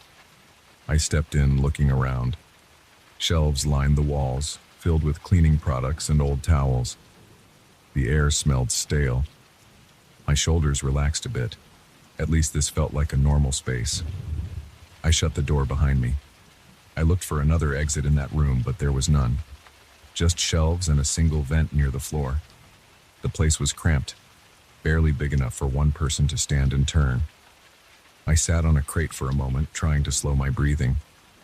My mind raced, but my body felt exhausted. I thought about calling someone, but my phone showed no signal. I had left my radio in the lobby. That was a mistake. I decided to go back out and keep trying. When I opened the door to return to the corridor, I saw something I recognized. It was the end of the hallway I had first come down. It was the original mirror-lined passage. The overhead lights were different there, a bit brighter. I felt a surge of relief. I hurried forward, ignoring the reflections. I kept my eyes straight ahead on the door at the end. This time it didn't move away from me. I reached it, pushed it open, and stepped into the old lounge on the west side. I stood there for a while, my breath shaking. The corridor was behind me, looking the same as when I first discovered it. I glanced back and saw only a short hallway with mirrors on both sides, maybe 30 feet long. The locked door at the far end was visible. I stared at it, then slammed the door between the lounge and that hallway. I locked it with the key from my ring that usually fit the lounge door. After that, I left the west side entirely. I walked straight to the lobby, flipped on every light I could, and sat in the chair behind the front desk. My hands were shaking so much that I had to grip the edges of the desk to steady myself. I checked my watch. It was almost 3 a.m. I stayed there, wide awake, until dawn. I knew I had to finish the job I was sent here for, but I had no interest in going near that corridor again. In the morning, I made calls and told the owners I'd done all the checks I could. They insisted I stay another night, but I refused. I left the keys on the front desk, grabbed my stuff, and got in my car. As I drove away, the hotel looked the same. Just a run-down place with peeling paint and a broken sign. Nobody would guess there was a corridor inside that stretched and twisted, filled with bizarre reflections. I haven't told anyone else about what happened. I still get chills when I think about that corridor and those mirrors. I remember the feeling of walking and walking without ever reaching the exit. Sometimes I dream about it. I see those cracked rooms on the other side of the glass. I see my reflection doing things I'm not doing. I feel the cold air against my skin. Then I wake up in a sweat, blinking at the ceiling in my apartment. That's the reason I won't go back to that place. I don't care what the hotel owners say about the wiring or the security system. I know what I experienced. I know I saw those rooms in the mirrors, and I know that corridor tried to keep me there. It stretched itself out and led me in circles. I felt my sense of time slip away. I felt my body tense up so hard I could barely move. When I finally got out, I felt a wave of relief like nothing else. I'm not usually a jumpy guy. I've done security in all kinds of weird places. Empty warehouses, abandoned office buildings, you name it. But I've never felt the kind of dread I felt in that mirrored corridor. The memory alone is enough to make my mouth go dry. I don't have any explanation for it. I'm not interested in theories or legends. I only care about the fact that I got away. If anyone else ever takes that job, I hope they never open that door on the west side. Let it stay locked. Let it stay hidden. There's something in there that doesn't line up with the normal layout of the hotel. If you walk in, you might not walk out again. I got lucky once, and that's enough for me. I'm done with that place. That's all I can say. The story isn't fancy, and I'm not adding details to scare anyone. I'm just telling you what I saw and felt. That corridor was real, and it warped around me like it wanted me to stay. I saw reflections that had nothing to do with my actions. I saw a decaying version of the hotel in the mirrors. I heard strange noises behind locked doors. It was not normal. I still have my notes about the wiring and the door locks. If the owners want to fix that corridor, they can do it themselves. I won't go back there, not even for triple the pay. I'm home now, and I'm trying to move on. but I keep a flashlight under my bed, and I leave a nightlight on in the hallway outside my apartment door. I don't think I'll ever feel the same when I walk past a mirror late at night. Sometimes my reflection seems fine. Other times I swear I see a flicker, like the reflection isn't quite aligned with me. I don't linger in front of mirrors anymore. I glance, then I move on. That's all I need. I'm not taking any chances. If I see something off, I look away and remind myself I'm safe at home. If I ever have to do security work again, I'll ask more questions before I show up on site. That corridor taught me a lesson about curiosity. It's not always worth it to explore every single hallway you find. Some doors are better left closed. And if you see a hallway full of mirrors, my advice is simple. Walk away. Just walk away.